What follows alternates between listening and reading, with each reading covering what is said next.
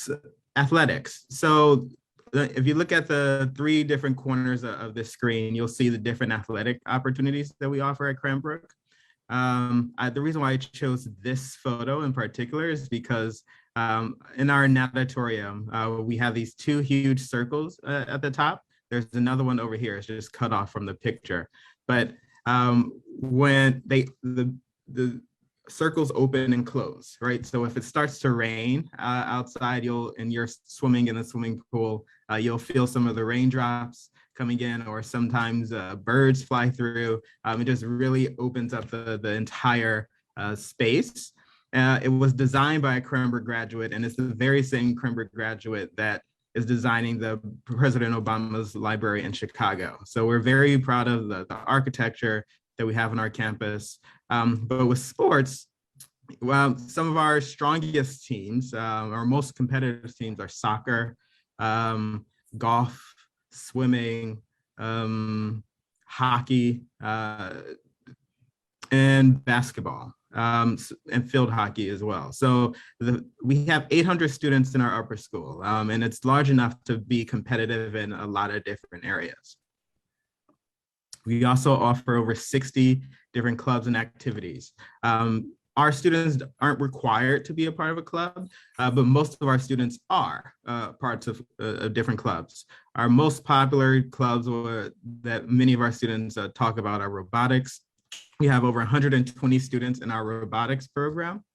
And with robotics, we have those 120 students, and they separate into 15 different teams. Last year, one of the teams were state champion. So we're very proud of our robotics program at Cranbrook. But the Crane Clarion is our newspaper. We have a yearbook club. Wilderness is an activity that students do usually in their sophomore year. They spend 10 days in the wilderness, and they love the experience.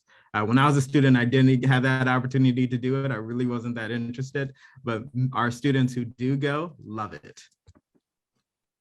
We also have other after-school activities for our students. So if you're not interested in those sports or clubs, you also have the opportunity to do fencing, frisbee, yoga, snowboarding, crew, rock climbing, right? There are just tons of different opportunities to keep our students engaged.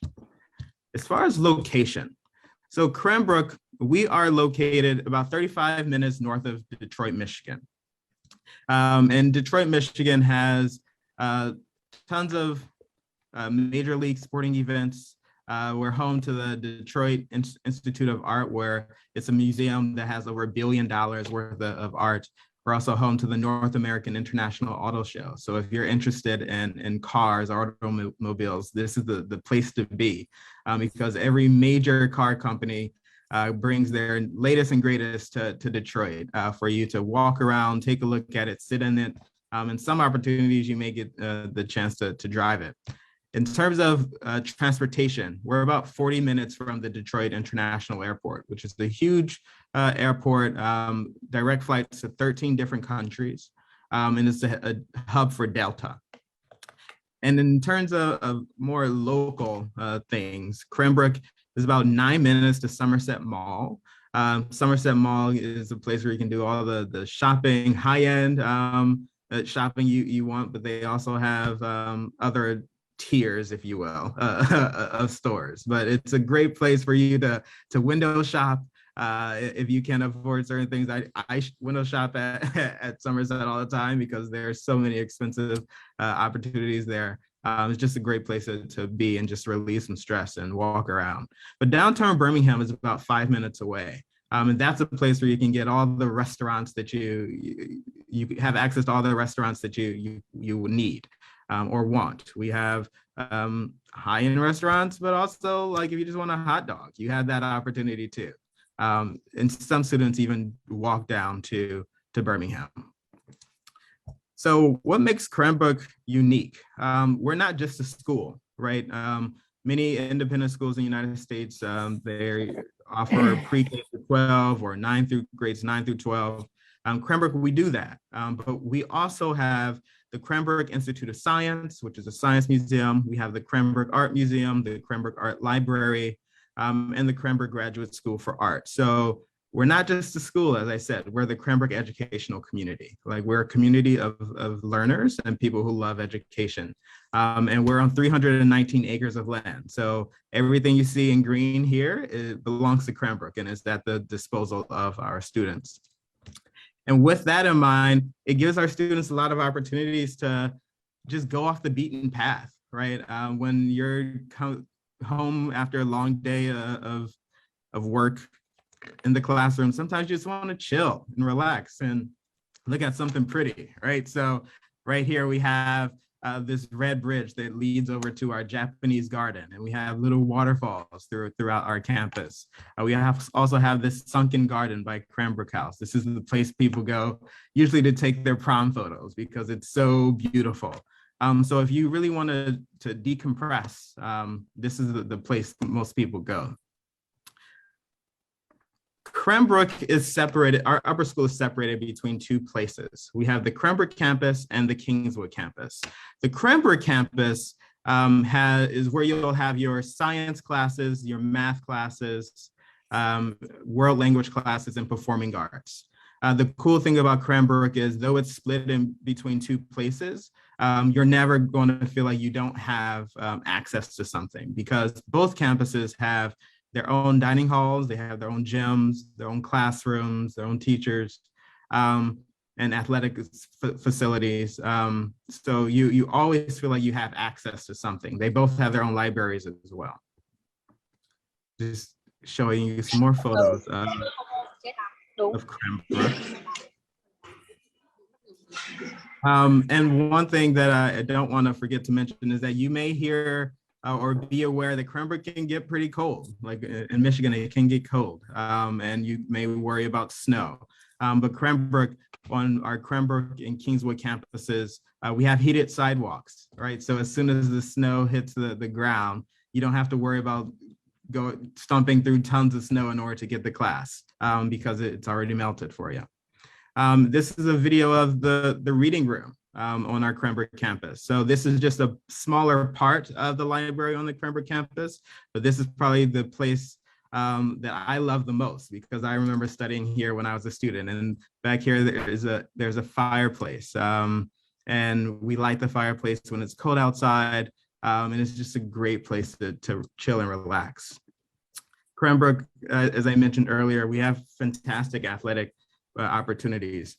And this is a video of our oval. So this is where a lot of the mainstream athletic events happen. And also home to one of my favorite Cranbrook traditions, which is a powder puff, where the junior girls compete against the senior girls in a game of football. Like that's the start of our homecoming week. So it's just a great event to get folks together.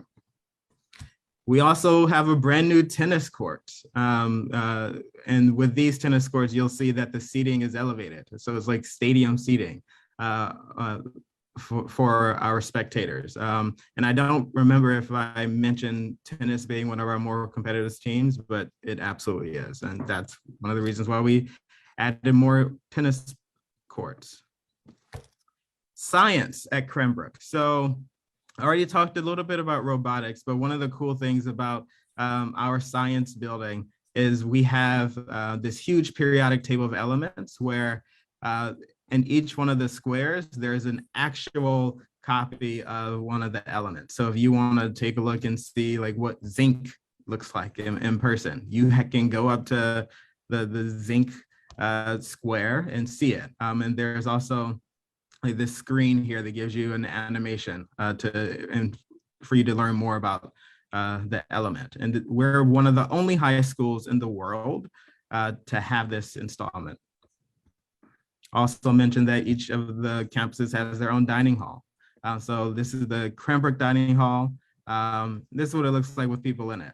And then Cranbrook is the campus where our boys live, or students who identify as boys live. Everyone on the Cranbrook campus has a single, right? If you're living on the Cranbrook campus, you will have a single room, but your bathroom will be at the end of the hall. And that's different from Kingswood, and I'll talk about Kingswood now. So with Kingswood, This is where you'll have your fine arts classes, English classes, history classes, and philosophy classes. One of the other major differences between Kingswood and Cranbrook is that with Kingswood, all of your classes are under one roof. All right, if you take a look at this photo, it's all under one roof. You don't have to go outside in order to get to your next class. With fine arts, we offer metalsmithing, ceramics, drawing, photography, design, and weaving and fibers. I feel like I'm forgetting something, but those are the major ones. Cranbrook has the largest weaving studio in North America. So if you're interested in fashion design or fibers or weaving, this is the place to do it. And we have students who are doing some fantastic work and displaying it throughout the school. And as I mentioned earlier, each campus has their own dining hall. This is a peek into the Kingswood dining hall.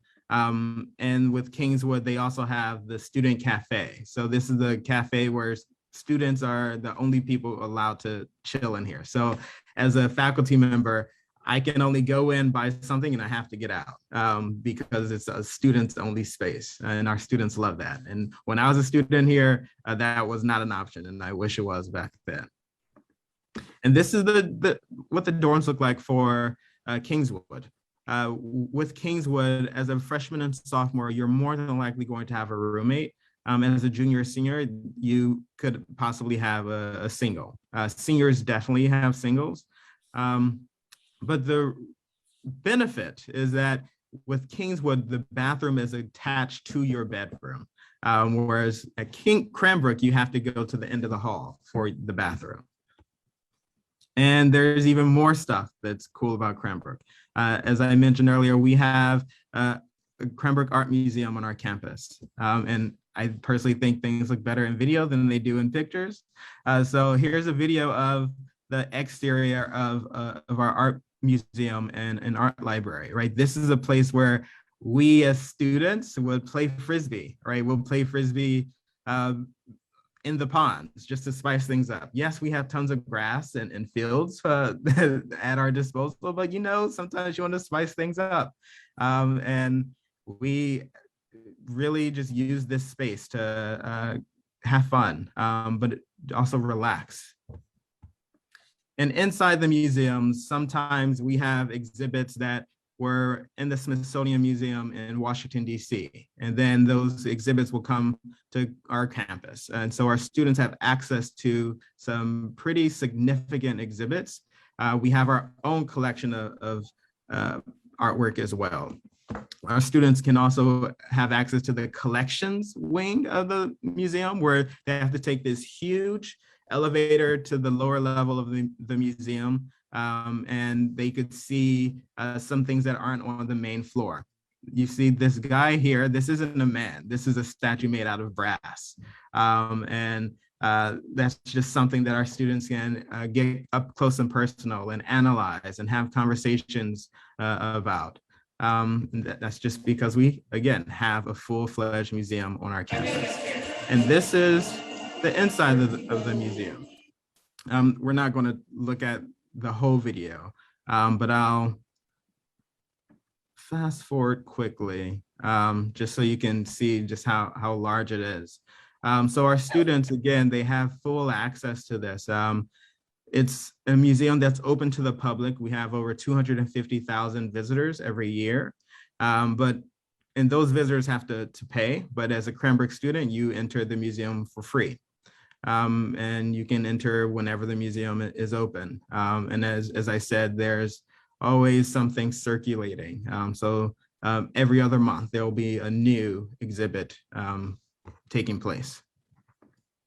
And then we have the Cranbrook Institute of Science. Yes, we have a science building with labs and classrooms, but this is an additional space for our students. So similarly to the art museum, you can go down to the collections wing of the Institute of Science. When I was a student at Cranbrook, I took a Native American history course, and I was able to go down to the collections wing and pick any artifact related to Native American history, and do my own research on that topic. And then we as a class put on our own exhibit. And then we had our ninth grade physics class learning about electricity, right? At most independent schools, you'll have to take a full day out of school to go on a field trip to learn about electricity and have access to these things. And then after that, you'll probably have to make up all the work you missed. But at Cranbrook, it's on our campus, right? We have these things at our school. So you go to the museum for that block. And then once the block is over, you go to your next class. So you don't have to make up any work because you're not missing any work. And then the other benefit is that you can always come back because the people who work in the museum work for Cranbrook. And this is another museum you have complete access to as a student. We also have an observatory on our campus.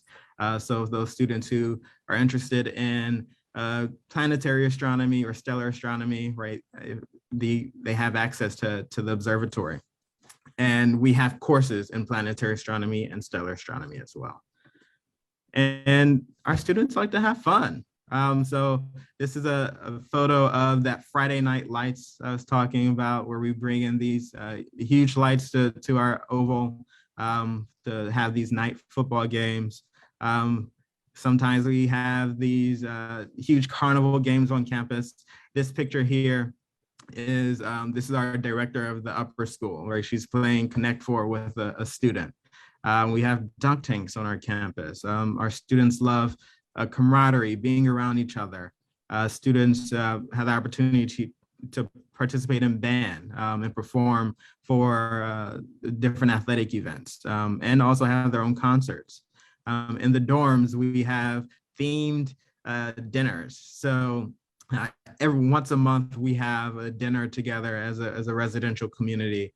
And for the month of October, it was Halloween theme. And so the dorm that was hosting it, they all dressed up in different costumes. We have students who throw the first pitch at a baseball game.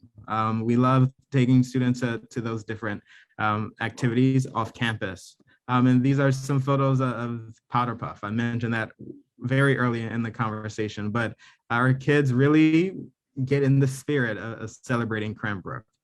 And the last thing that I'll mention before I turn it over to question and answers is you may be wondering, so you have all these different parts of your campus, it's 319 acres, like how do I get from one place to another? Well, we have a fleet of about 10 buses, right? And so if the student has a class at Kingswood and that class ends and it's at Cranbrook, then the next block, you just hop on the bus and it's a 3-minute ride to get to the other campus. You also have the opportunity to walk. It's about a 10-minute walk. And we have 15 minutes between classes to get to your next obligation.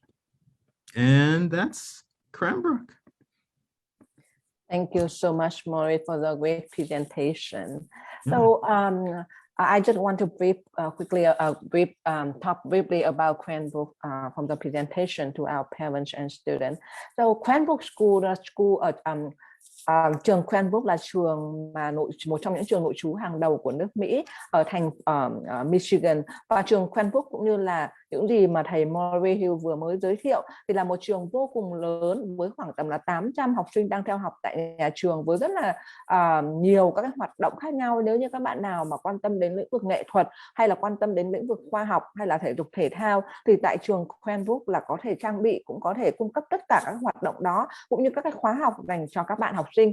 Thì trường Cranbrook là một trường rất là lớn so sánh với rất nhiều trường đại học ở trên nước Mỹ. Thì trường Cranbrook với cái quy mô và kích cỡ và tất cả những trang thiết bị, những gì mà trường có thể cung cấp cho học sinh thì tương ứng với tất cả rất nhiều các trường đại học hàng đầu của nước Mỹ, và thậm chí còn lớn hơn rất là nhiều các trường đại học mà thuộc khối là liberal arts hay những trường đại học nhỏ ở trên toàn nước Mỹ. Khi mà các bạn học sinh theo học tại đây thì các bạn sẽ đón nhận được rất là nhiều các dịch vụ hỗ trợ từ các thầy cô giáo cũng như từ các advisor. Các bạn có rất là nhiều những cơ hội để mà phát triển, để mà thách thức bản thân ở các khóa học như khóa học AP hay là tham gia vào các chương trình nghiên cứu của nhà trường. Bạn nào đam mê về lĩnh vực nghệ thuật thì các bạn có thể nhìn thấy là nhà trường có những cái tòa nhà liên quan đến vấn đề nghệ thuật, có nghĩa là giảng dạy cho các bạn từ là fine art cho đến là performance, rồi là có viện bảo tàng liên quan đến nghệ thuật để các bạn có thể ghé thăm, các bạn có thể làm thực hành trong cái quá trình học tập ở đó. Các bạn đam mê trong lĩnh vực khoa học kỹ thuật thì khoa học kỹ thuật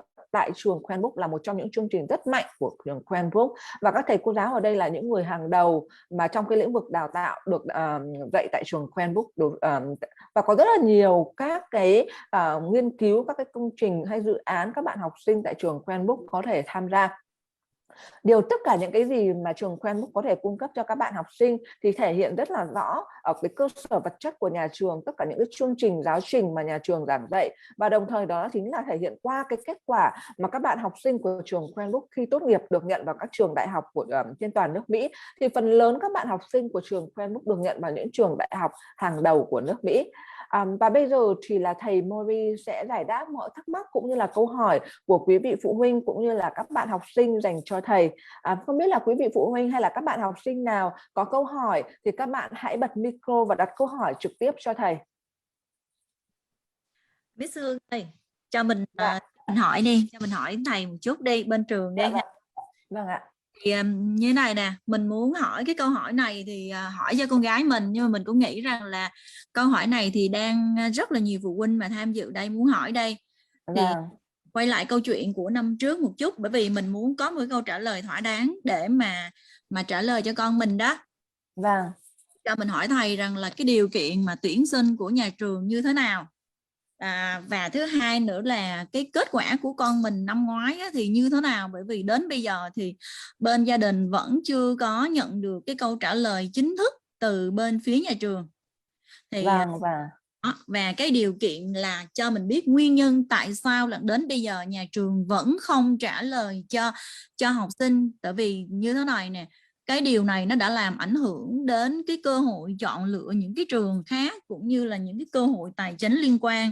Cho nên rằng mình muốn nhà trường có một cái câu trả lời chính đáng để cho mình sẽ chuyển cái câu trả lời này đến con gái mình, cũng như là đến những cái thông tin cho phụ huynh mà họ đang tìm hiểu để họ có những cái cơ hội mà lựa chọn cho nó chính xác, cũng như là họ không có bị mất những cái cơ hội mà chọn lựa. Tại vì cái trường hợp như con mình thì đến bây giờ mình vẫn còn đang rất là băn khoăn về cái công tác tuyển sinh của nhà trường.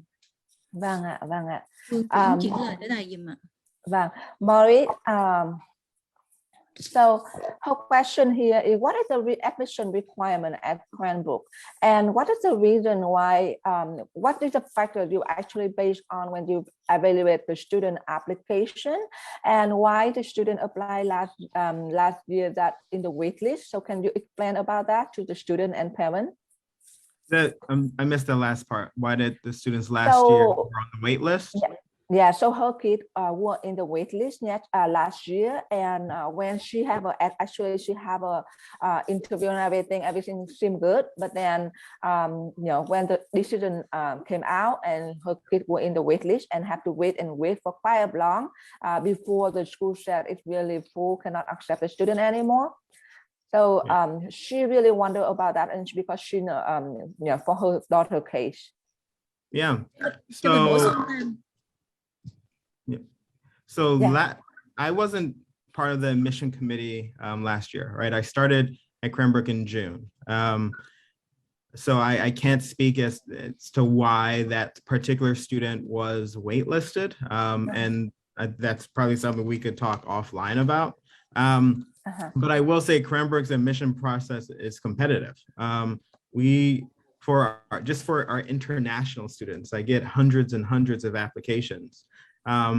But in the dorms, I can only have space for about 30 new students, right? So it's very competitive, and I'm getting students from all over the world, and we're looking for not necessarily a student that gets 99 percentile on all the tests, right?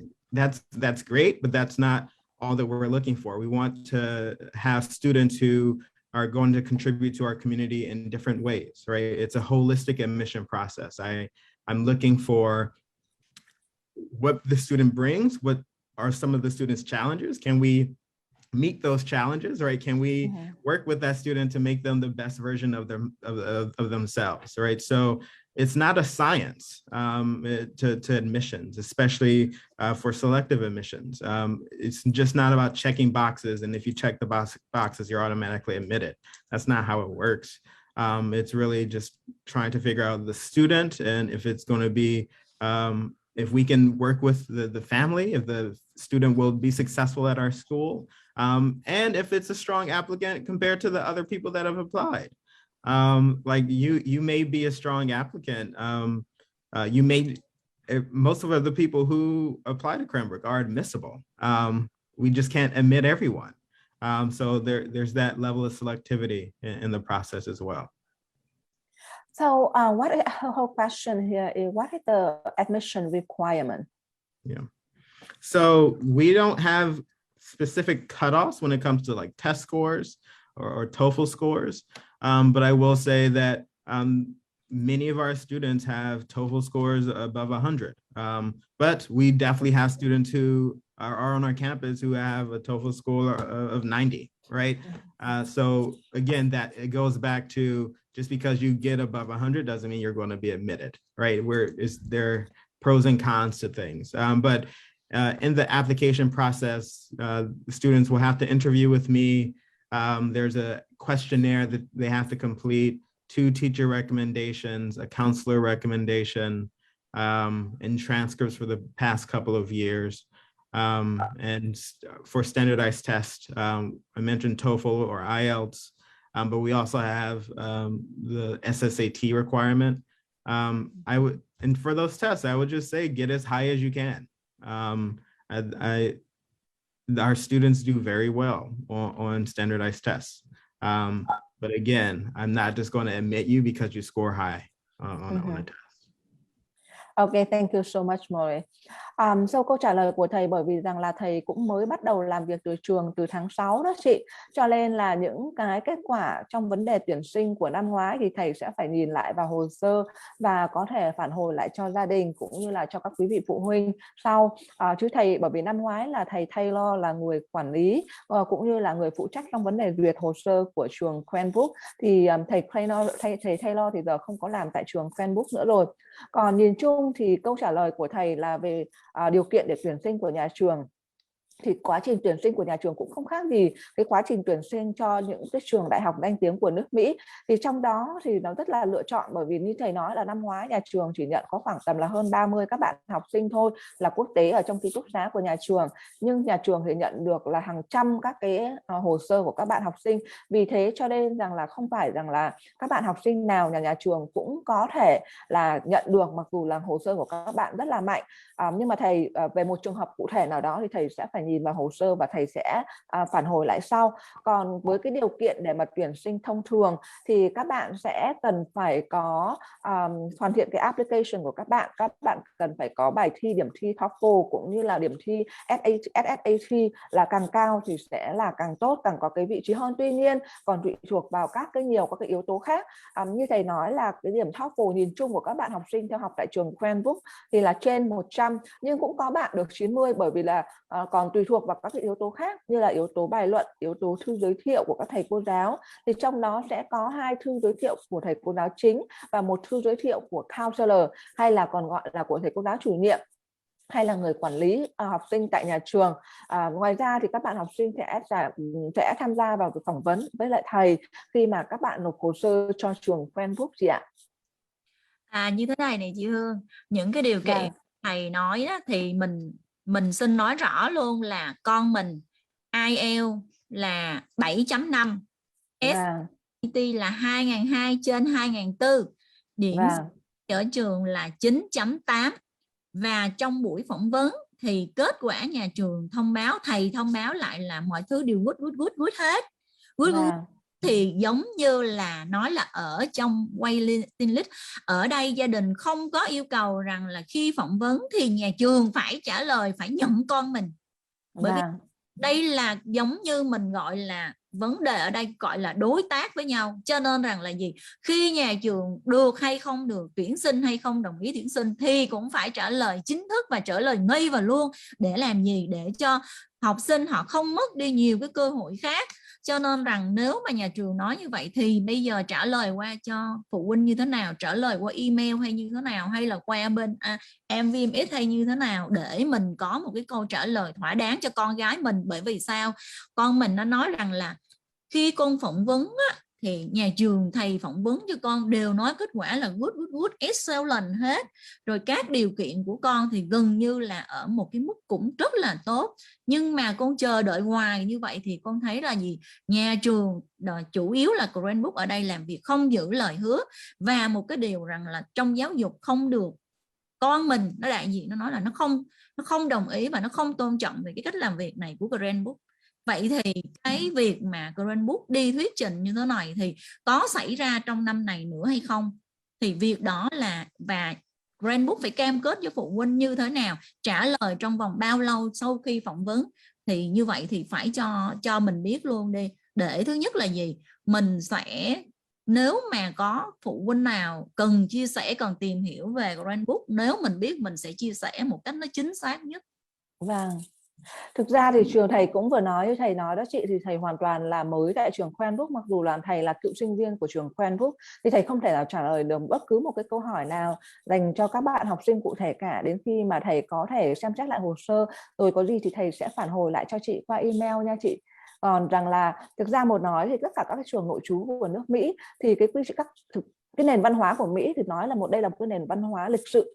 Lịch sự ở đây có nghĩa là như thế nào? Bản thân em cũng đã sống ở Mỹ rất là nhiều.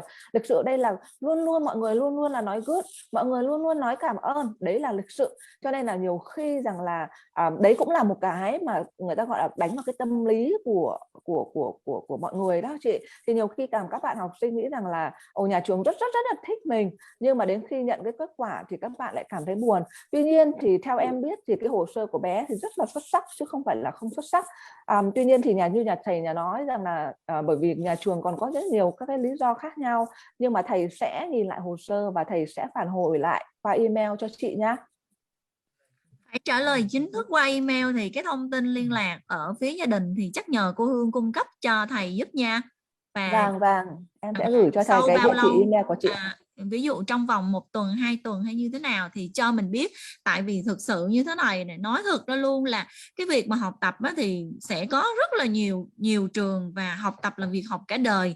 Mình không nhất thiết con mình phải vào Cranbrook đâu, nhưng mà mình vẫn đang thắc mắc là tại sao theo như mình đánh giá hồ sơ con mình là thuộc dạng là giống như là cái về học tập con mình cũng ở mức cao hết, hồ sơ tốt cả hết, thì tại trường nếu như mà có thể là lịch sự, ở đây không có phải là dối, mình đang nói ở đây là lịch sự, mình không nói là dối, cho nên rằng mình muốn là thầy phải trả lời chính thức cho mình.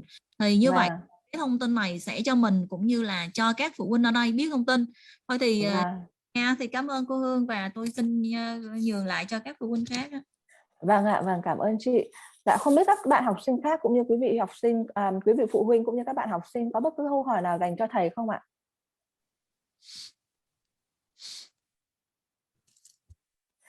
Các bạn học sinh có thể rằng là bật micro và đặt câu hỏi trực tiếp cho thầy thay vì rằng là gửi qua mục chat nha. You want me to answer these questions in the chat? Yeah, so yeah, you can go ahead and answer the question that we have in the chat. Oh no, we have student raise their hand. Yeah, Thai, can you can ask the question directly. Yeah, sorry. I just want to give some question on regarding to the COVID situation. So because of COVID, as many may know, has kind of like posed possible restriction to student taking standardized tests as the SAT, SSAT, IELTS, and TOEFL like that. So I kind of like signed up for 3 SAT tests, and yet all of them been canceled. So still I'm learning in an American-based school. So is there Cranbrook has any kind of like ways to tackle the situation? Do they kind of like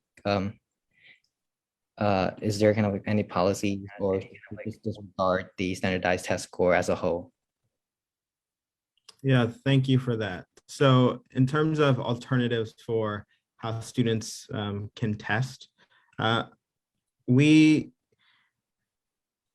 typically accept the SSAT or ISEE, but we also would accept other standardized tests the students may have taken, like PSAT, ACT, SAT, which I don't expect either of you to have taken at this point, but if you had, great. But if you're still not able to take a test, I would actually encourage you to reach out to me, and then we can come up with different alternatives.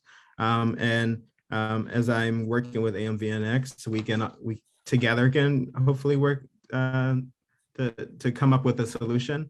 I have something in mind that I'd love to talk to Hong about, but reach out to me if it's still prohibitive, okay? Got it. Thank you. Yep. Yeah. You want me to do the chat ones? Yeah, sure, Maurice. Alrighty. So does Cranbrook offer financial aid for international students? The answer is yes. The maximum financial aid we give to international students is 50% of tuition. Cranbrook's tuition is, for the current year is $50,600. So 50,600.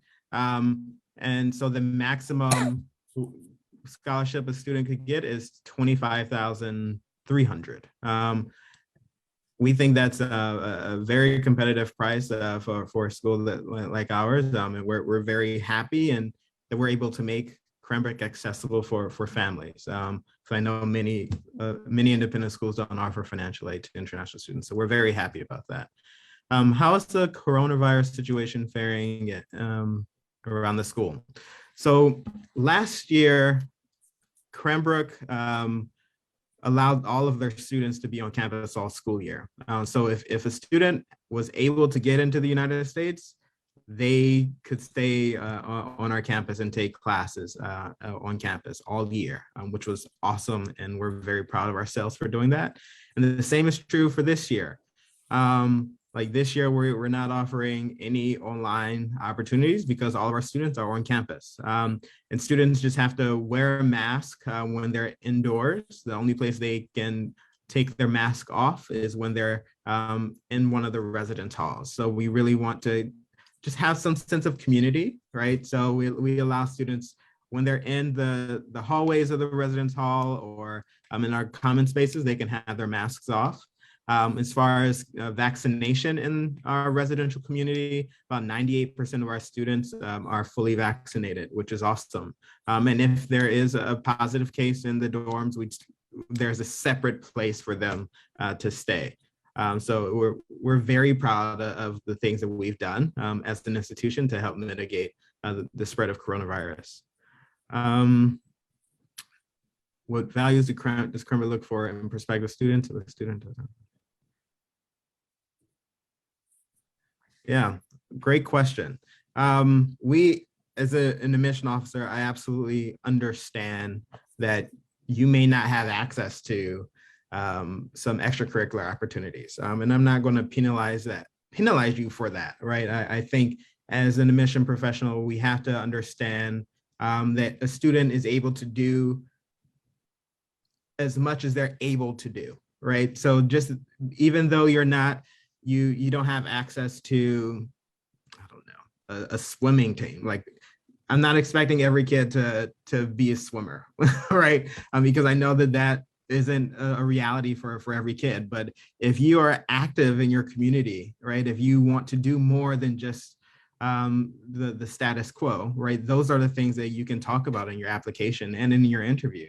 I'm just really interested in recruiting and enrolling students that want to be active and are curious about the different opportunities that we offer at Cranbrook. As I talked about in the presentation, there's so much you can do at Cranbrook, right? There's so many opportunities that are at your disposal.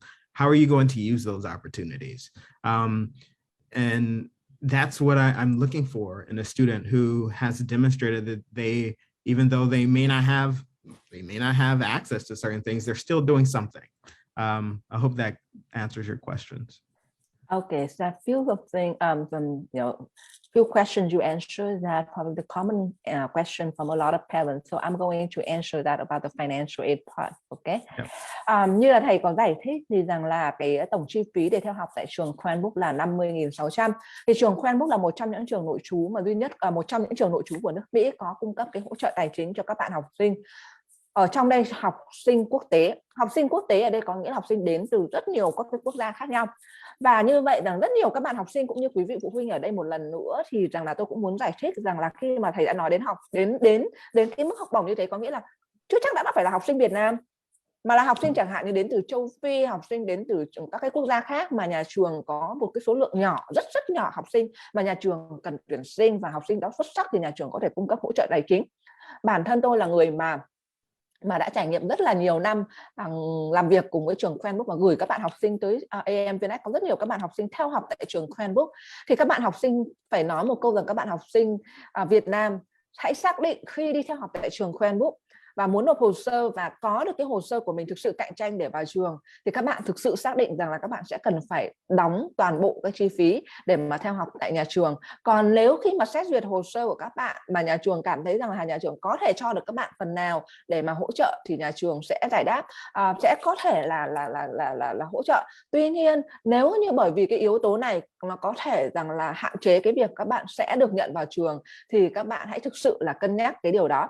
Bởi vì rằng là trường Cranbrook cũng như rất nhiều các trường đại học khác trên toàn nước Mỹ, rồi các bạn lúc nào là chúng tôi cũng rất là chào đón các bạn để mà nộp hồ sơ cho chương trình xin hỗ trợ tài chính, nhưng đó cũng lại là cái yếu tố mà các bạn lại không được nhận vào trường. Vì thế nếu như bạn nào thực sự muốn theo học tại nhà trường, gia đình có khả năng để chi trả thì các bạn hãy xác định là sẽ đóng toàn phần cho nhà trường là 50.600 đô. Và như nhà trường thầy nói rằng là một cái mục khác mà tôi muốn giải thích nữa rằng là đó là về cái vấn đề Covid. Thì như trường Cranbrook thầy có nói thì là trường Cranbrook sẽ mở cửa cho các bạn học sinh như năm ngoái cũng như năm nay, bởi vì rằng là các bạn học sinh rất là khó để có thể quay trở về Việt Nam hay là đến các nước khác, trừ khi chẳng hạn như các cái chuyến bay của các bạn có thể rằng là chuyến bay về nước là có thể là dễ dàng để mà thu xếp, nhưng mà về Việt Nam thì không hề dễ dàng.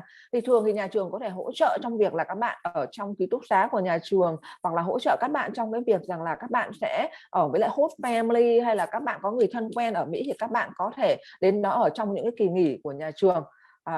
Thì đó là câu trả lời của thầy. Không biết rằng là quý vị phụ huynh hay các bạn học sinh nào còn có câu hỏi dành cho thầy Mori không ạ? Vâng ơi. Dạ, em chào chị. Chị chào em. Vâng. Rồi tức là tại vì hôm nay chị có lúc chị sắp đi với bộ của đường này, nên là có hơi ồn đúng không? Có nghe thấy không? Dạ em không thấy ồn, nhưng mà hình như là chị phải dừng lại thì em mới nghe được chị nói, bởi vì khi chị đi di chuyển là có tiếng gió ấy chị. Vâng. Ok, để chị rẽ vào một cái ngõ nó yên tĩnh hơn một chút. Chờ chị một xíu thôi, chị rẽ vào một chỗ này nó yên. Chị đang muốn nhờ câu hỏi thầy chị là cái tỷ lệ nhận học sinh vào trường thì rất là nhỏ như thầy vừa trao đổi.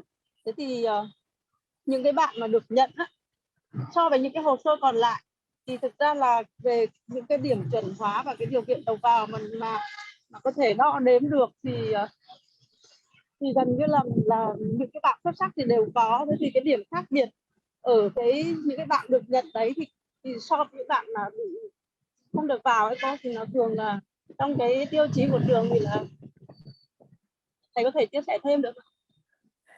So her question, like, would you like to share about what exactly do you look into the student who got accepted into Cranbrook? So for the student that got accepted into Cranbrook right now, what exactly they have comparing to the student got rejected?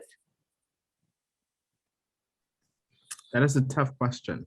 I know. That is a very tough question, especially because I wasn't part of that admission committee.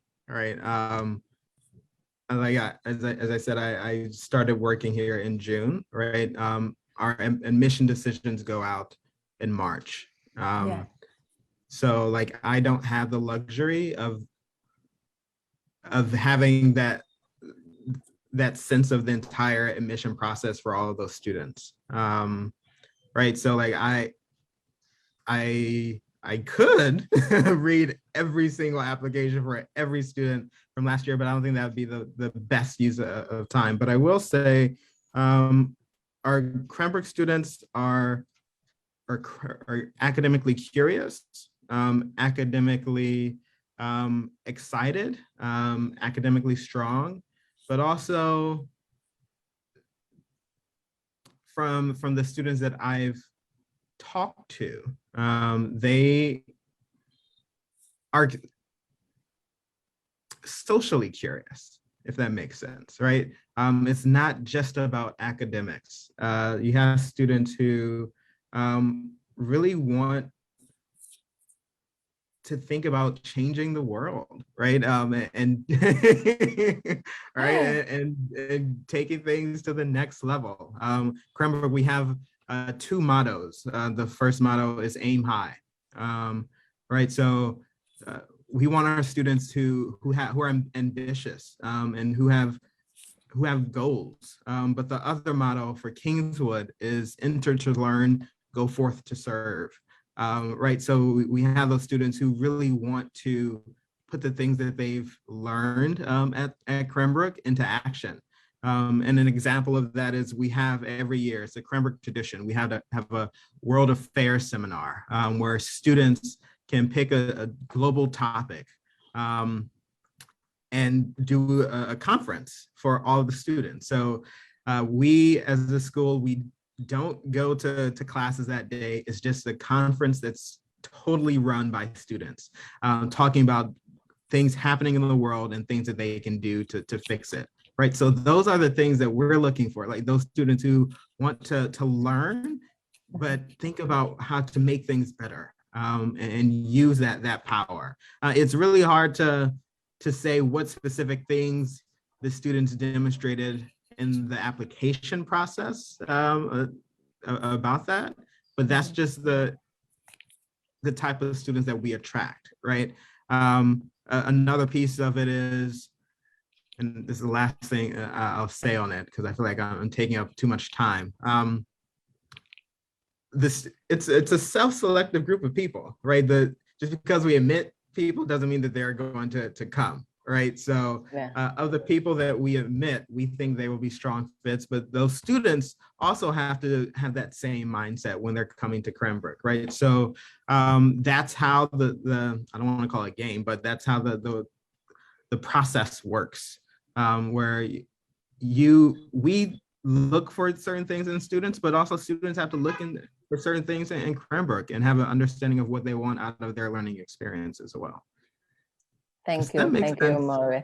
Yeah, I know that makes sense completely. That's the same answer from a lot of top boarding school in the US. So, so let me answer her.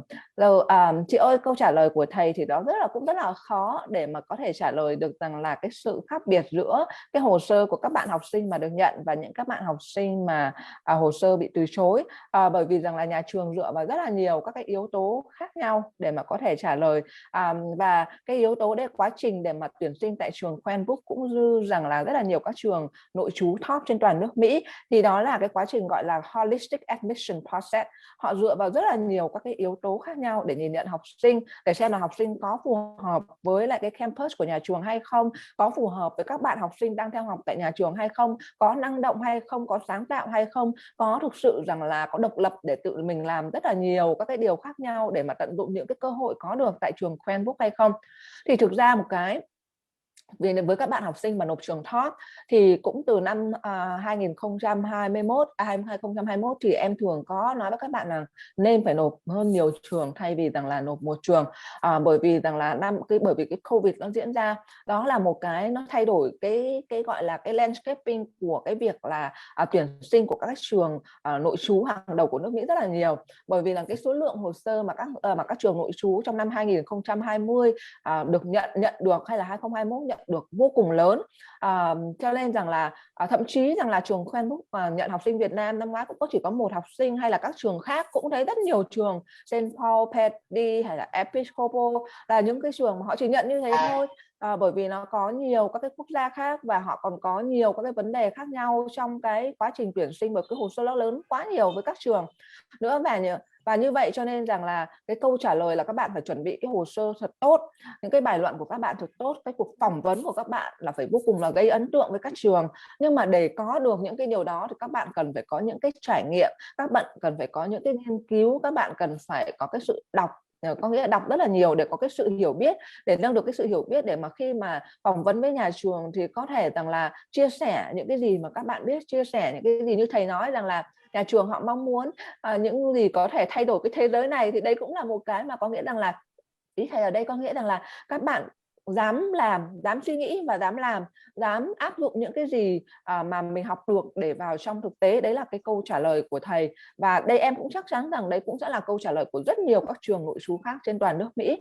Còn nếu như mà bạn nào mà thực sự quan tâm đến trường Cranbrook thì các bạn có thể rằng là phải chuẩn bị hồ sơ ngay và luôn, cũng như rằng là thực hiện các cái vấn đề như là thực hiện các bài thi chuẩn hóa này, xong rồi các bạn cần phải có các cái hoạt động để bắt đầu viết luận này, rồi là thực hiện các cái việc đặt lịch hẹn với lại thầy Mori để mà phỏng vấn với các bạn học sinh. Thì các bạn hãy liên hệ với phía bên AMVNX, các bạn tư vấn tại AMVNX đã hỗ trợ và sẽ hỗ trợ các bạn trong việc rằng là đặt lịch hẹn với thầy Mori để mà phỏng vấn trực tiếp với thầy, bởi vì thầy là người phụ trách trong cái việc rằng là tuyển sinh trong năm nay và cũng là người mà phỏng vấn các bạn học sinh trực tiếp.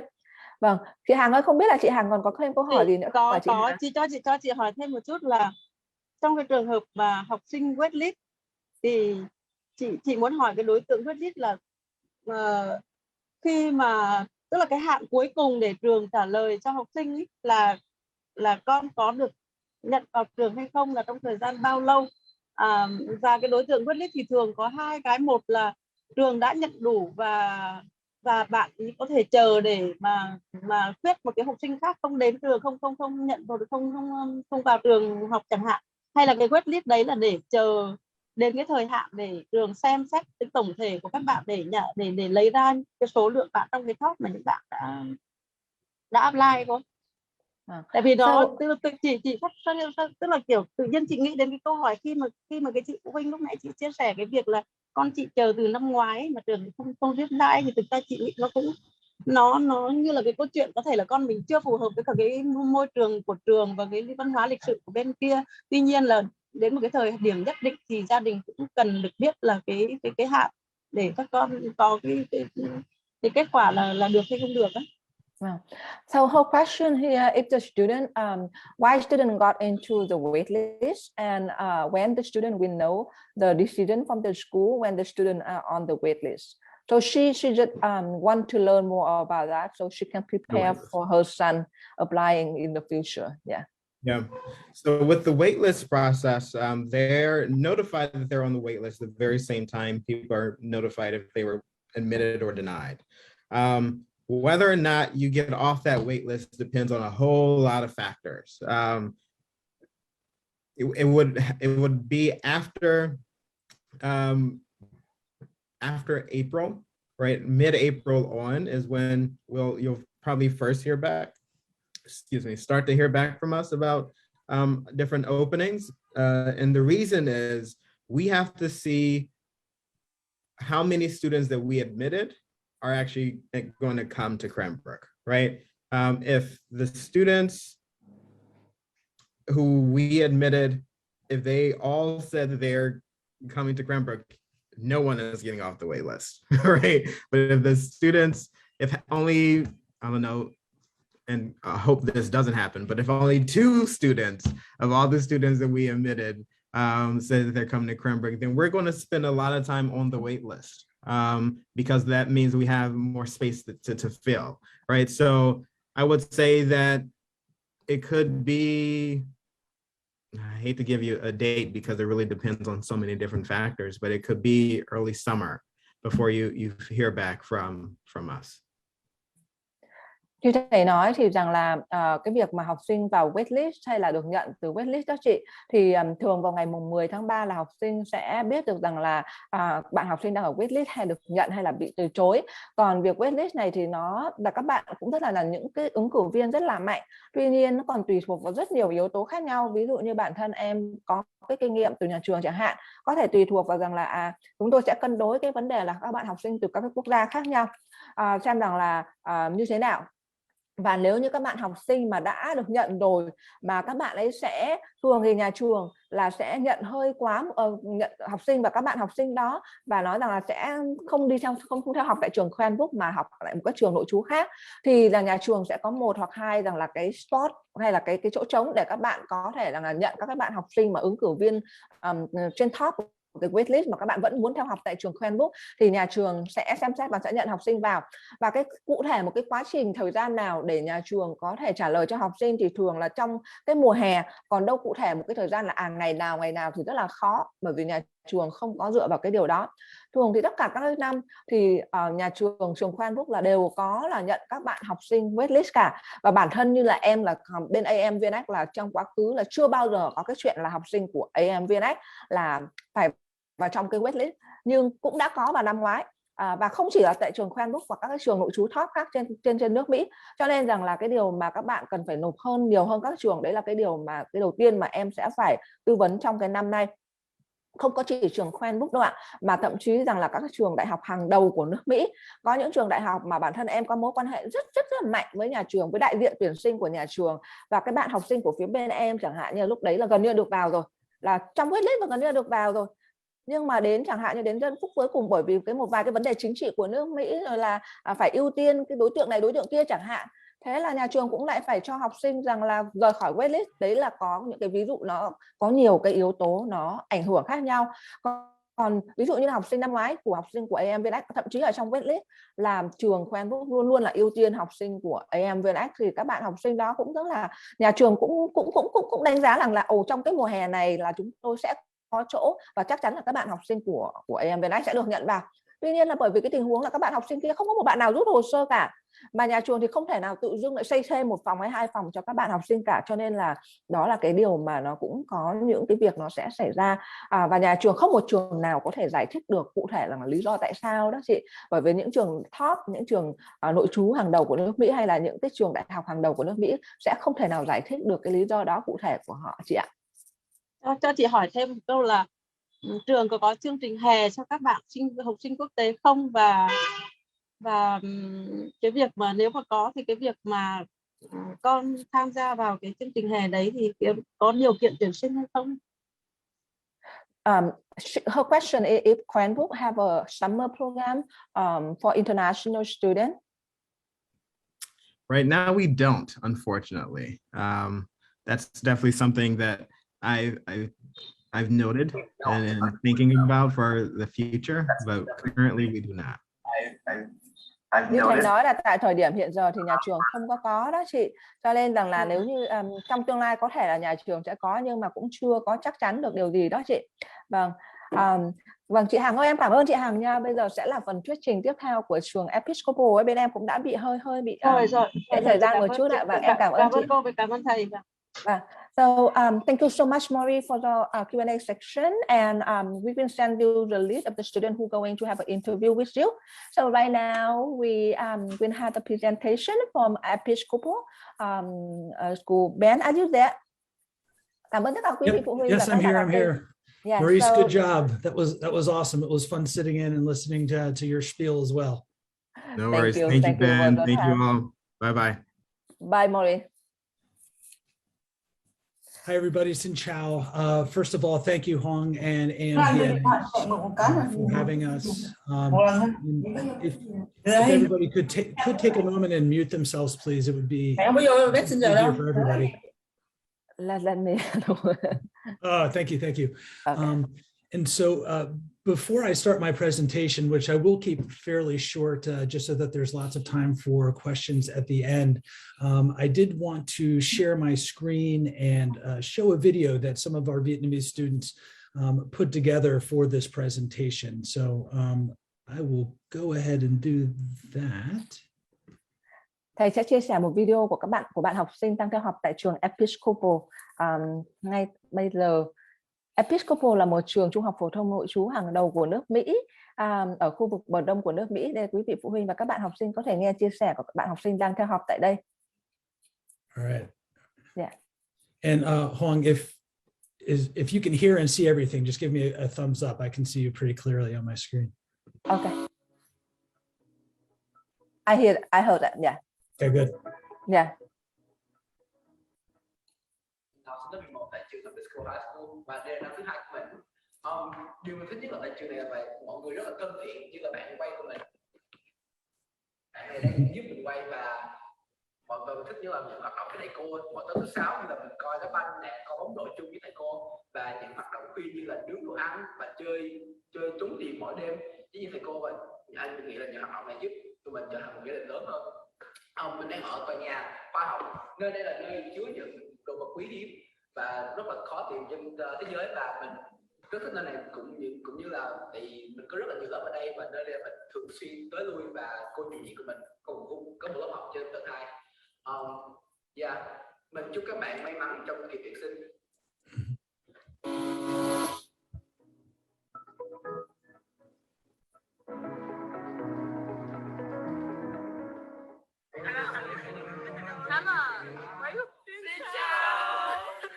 Con chào mọi người, con tên là Emily Phạm, hoặc là tên tiếng Việt của con là Phạm Mai Khuê. Năm nay con ở lớp 10 và năm nay là năm đầu tiên con học ở EHS ạ. Điều con thích nhất về EHS con nghĩ sẽ làm những cơ hội để chơi thể thao, tại vì hôm nào từ thứ 2 đến thứ 6 cũng phải chơi 2 tiếng từ 4 giờ đến 6 giờ và nó giúp con kiểu làm khỏe hơn ấy ạ. Và bây giờ con đang ở Humble Bowl, là mọi khi là chơi American football, hoặc là 2 hôm trước là có Seminary Hill Cup thì đội Varsity Girls đá bóng ở đây ạ. Và con có lúc là ra đây với các bạn ngồi ăn với cả nghe nhạc với nhau. Và con muốn chúc các anh chị một application process, like good luck on your application process, and con chào mọi người ạ.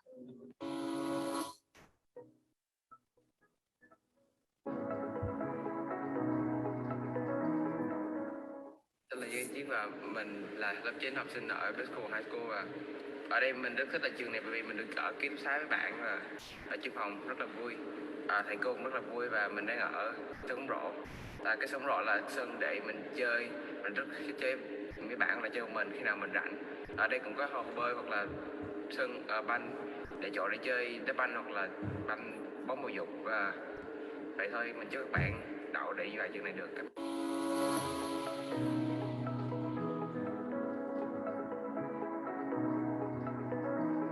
Chào mọi người, mình tên là Anh và năm nay mình đang học lớp 10 và đây là năm đầu của mình ở trường Episcopal. Mình hiện tại đang ở trong thư viện của trường. Đây là một trong những nơi mình thích nhất ở trong trường, tại vì không gian ở đây rất là rộng rãi với cả thoải mái. Cho nên là không học thì vào đây ngồi cũng khá là hay và ý tưởng. Thì bây giờ là tầm được 1 tháng và một trong những cái điều mà mình thích nhất ở trường này là cộng đồng của trường rất là thân thiện và sẵn lòng giúp đỡ nếu như mà mình gặp thắc mắc hay là khó khăn gì.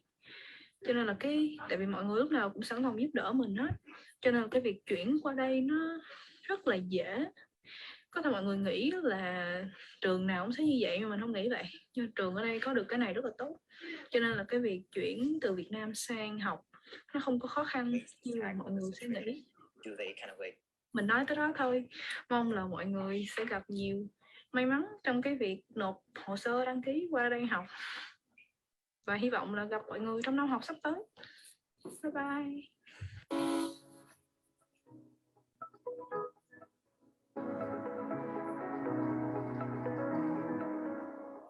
Xin chào tất cả mọi người, mình là Khai Phem và hiện tại thì mình đang là học sinh lớp 11 tại trường Episcopal High School. Đây là năm thứ 2 của mình tại ngôi trường này và mình đến từ thành phố Hồ Chí Minh, Việt Nam. Hiện tại thì mình đang có mặt tại ký túc xá Dalrymple và đây chính là căn phòng của ký túc xá của mình. Mình yêu thích nơi này vì nơi đây rất là yên tĩnh để mình có thể dành thời gian sau một ngày đi học dài để có thể tập trung làm bài tập về nhà, ôn tập cho những kỳ kiểm tra hoặc là có thể nghỉ ngơi sau một ngày làm việc mệt mỏi. Mình yêu thích ngôi trường này vì tính chất cộng đồng của nó. Ở đây, thầy cô và tất cả bạn bè xung quanh cũng như là các bạn cùng lớp luôn luôn hỗ trợ và giúp đỡ nhau nhiệt tình trong học tập, công việc lẫn cả trong cuộc sống. Và lời nói cuối cùng thì mình mong muốn muốn gửi đến lời chúc cho tất cả những bạn đang trong quá trình nộp đơn vào những trường nội trú luôn gặp nhiều may mắn để có thể chọn cho mình một ngôi trường học tập phù hợp với mình nhất để chúng ta có thể trau dồi bản thân của mình trong công việc, trong học tập lẫn cả trong cuộc sống. Xin chào tạm biệt. All right, those were the real stars of the show, and I apologize that you now have to listen to me talk about Episcopal. It's much better to hear things straight from the students. Huang, how do you want to do the translation? Do you want to do it after each? What's best for you? Yeah, it will be like after 2 or 3 slides, and I will briefly talk about the presentation. Yeah. Okay, perfect. So I will go ahead and start my presentation then. Just have to move things around. Oh, that's not the right one. Let's see. Let's find my.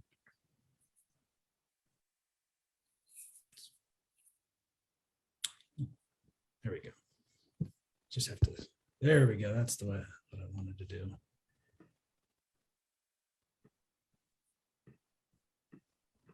All right, perfect. All right, well, thank you, everybody. Welcome to the presentation. Again, thank you to AMVNX for giving Episcopal High School this opportunity.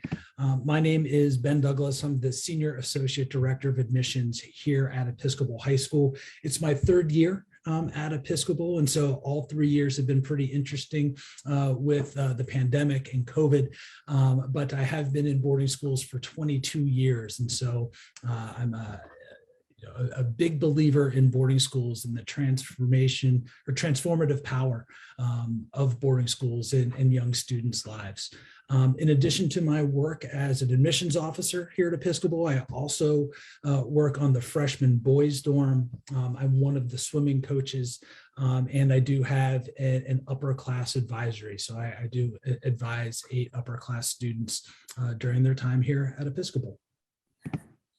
So, maybe the first thing that we need to talk about just a little bit, and I know most of you are already convinced of the benefits of boarding school since you're here and you're working with AMVNX and thinking about boarding school.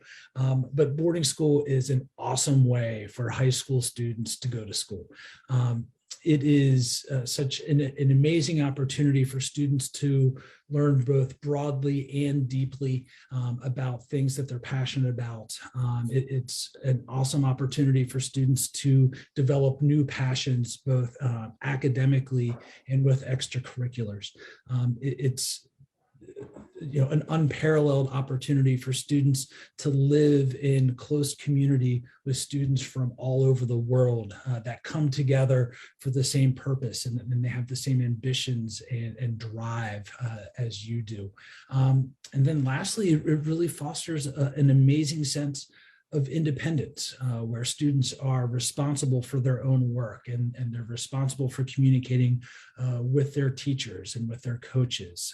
And they are responsible for making some of their own decisions about going to bed and what they're doing on the weekends and being with their friends. And so all of these experiences add up to an opportunity to really prepare oneself for university in the coming years. Cảm ơn tất cả các quý vị phụ huynh đang theo dõi vào buổi webinar ngày hôm nay của trường Episcopal.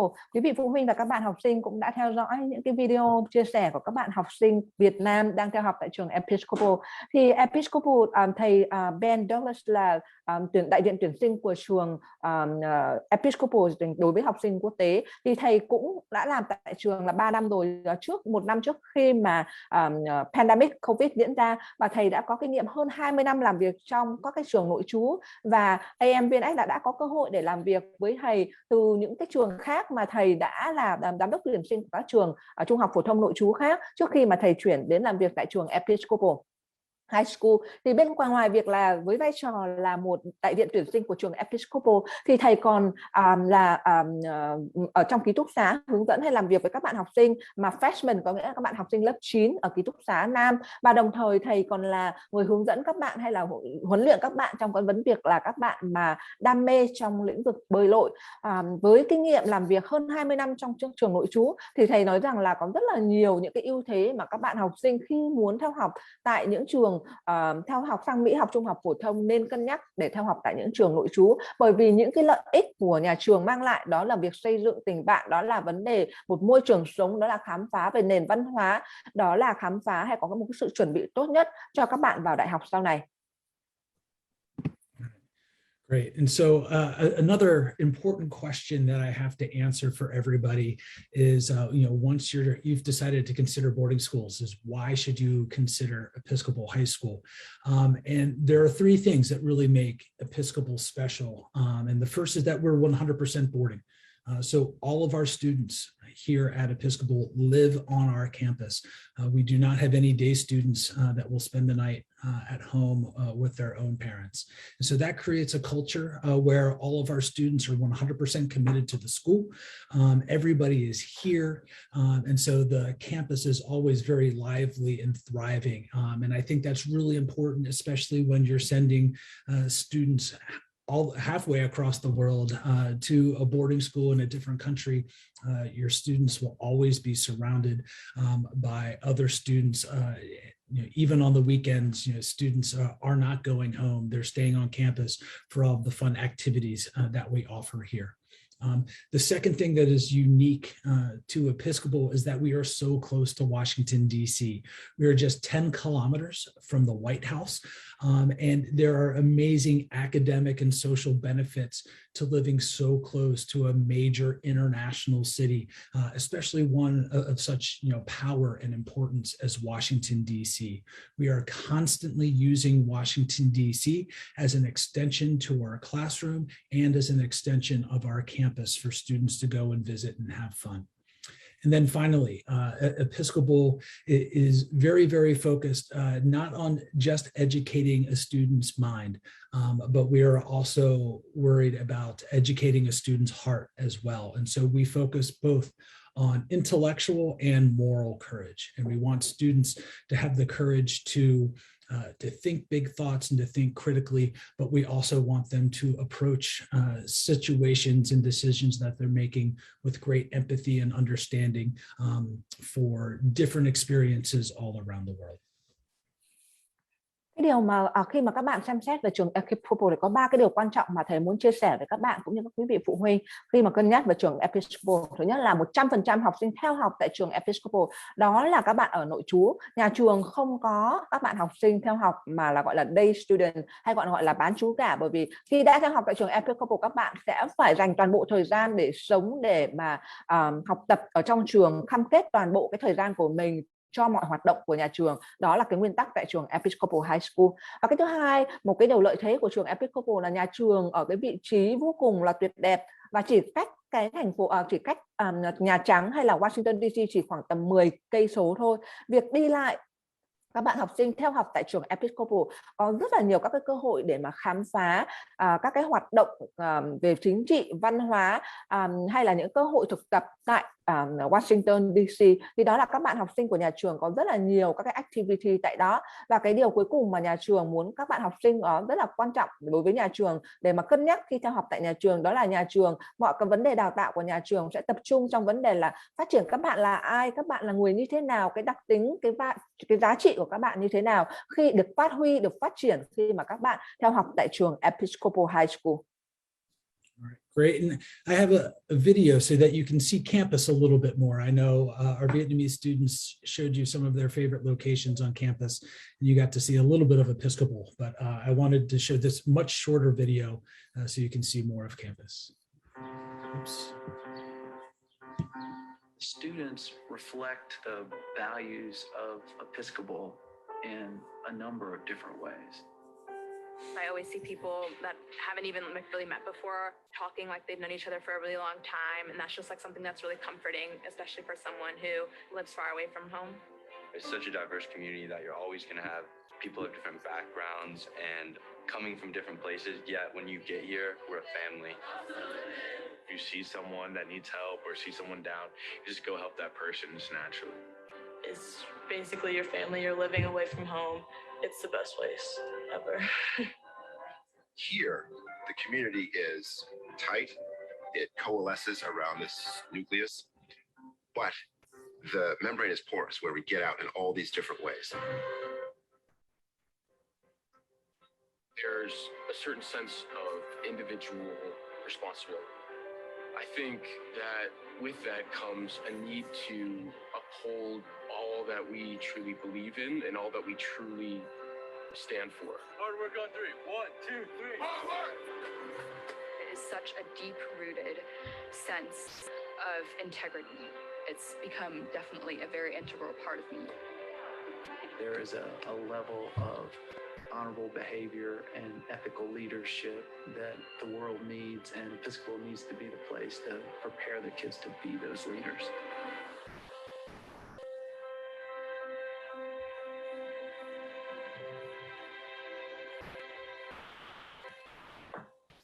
So that was just a little bit about Episcopal and some of our more important facts here. So Episcopal is a relatively small school with 440 students in grades 9 through 12. So we don't have any students that are younger than high school or older than high school age. Those students are evenly split between boys and girls, and they come from 34 states in the US and all over the world from 20 different countries. We have over 100 faculty members, and 90% of which live here on campus with the students as well. And so it is a very much a true academic community with students and teachers living and working and having fun together all the time. Academically, we have a very, very rich course catalog of over 170 different courses that are spread across 8 academic departments.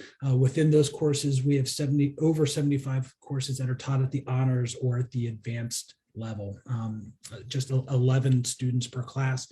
So students and teachers have amazing opportunities to share their thoughts and opinions during discussions and investigations into their particular subjects.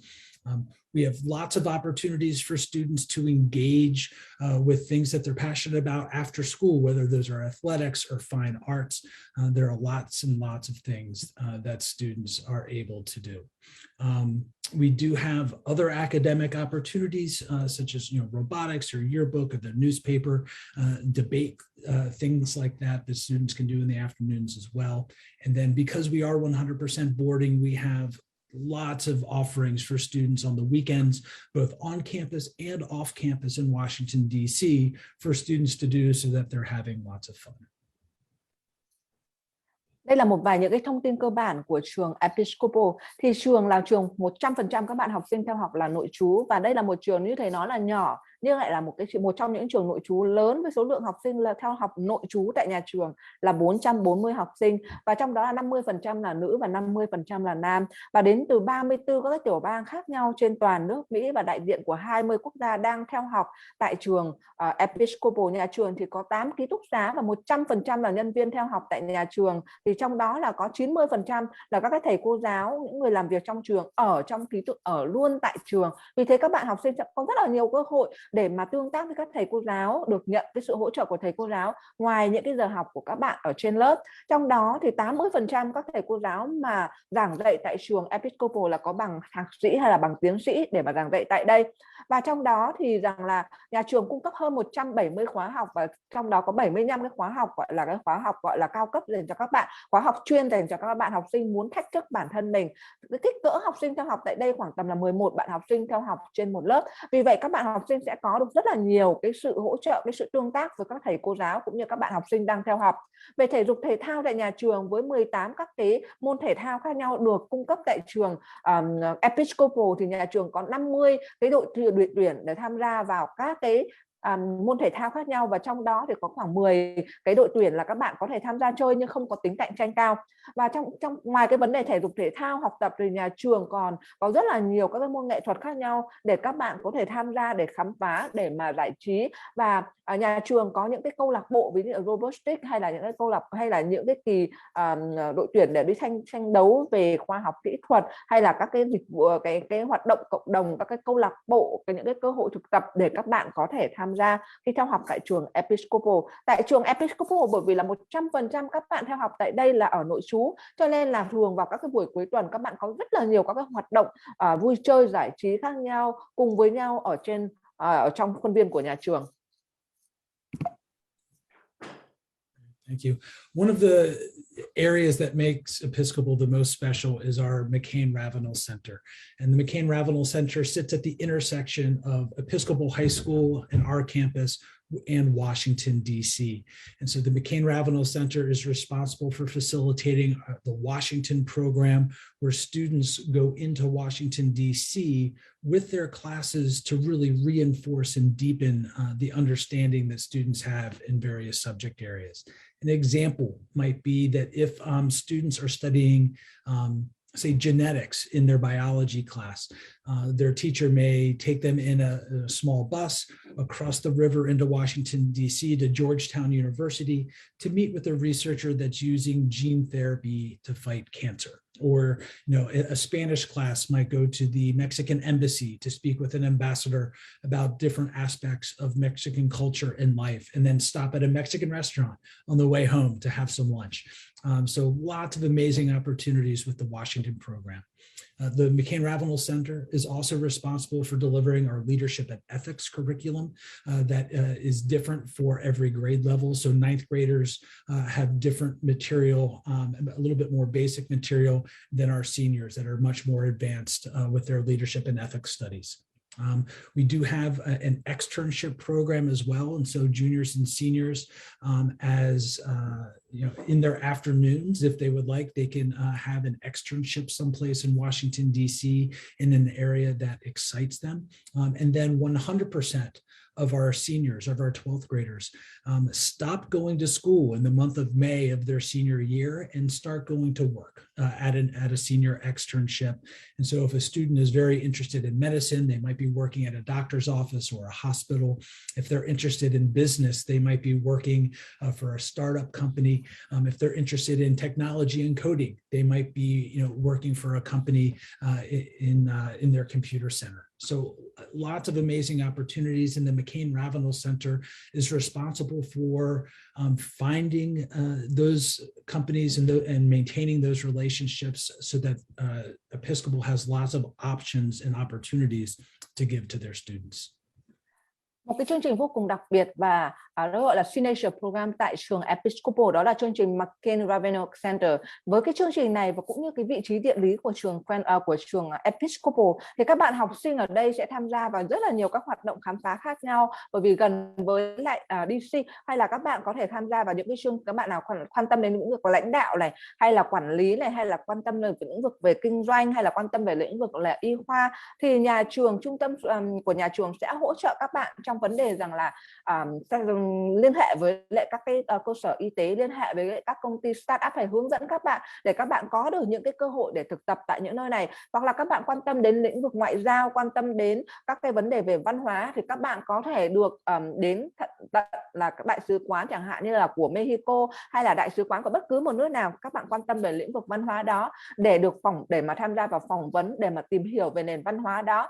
Thì có rất là nhiều các hoạt động mà tại đây nhà trường hỗ trợ cho các bạn học sinh. Các bạn muốn theo học ngành y và các bạn muốn khám phá lĩnh vực này thì các bạn sẽ có cơ hội để mà thực tập tại trong các bệnh viện, tại những cái phòng khám, tại những cái cơ sở y tế để hiểu rõ hơn về ngành y. Và đặc biệt với vị trí địa lý của DC thì các bạn biết đấy rằng là có rất là nhiều các cái đại sứ quán của các nước tập trung tại DC, có rất là nhiều các cái công ty hàng đầu của nước Mỹ ở quanh khu vực Virginia cũng như là DC, có rất là nhiều các cái cơ sở, các bệnh viện hàng đầu của nước Mỹ, đúng không nào, là ở ngay DC, ở quanh DC, để mà trong khi những cái trường hợp mà có những cái sự cố gì diễn ra, hay là những cái người làm việc cho DC hay là những cái nguyên thủ quốc gia cần phải đi khám bệnh hay như thế nào, thì có rất nhiều các cơ sở y tế mà vô cùng nổi tiếng ở quanh khu vực này. Thì các bạn học sinh, đặc biệt là các bạn học sinh lớp 12 khi theo học tại trường tham gia vào chương trình này, thì thường đến tháng 5 là các bạn sẽ không lấy các cái lớp học nữa, mà các bạn sẽ dành cái thời gian của mình để thực tập, để tham gia thực tập tại cái cơ sở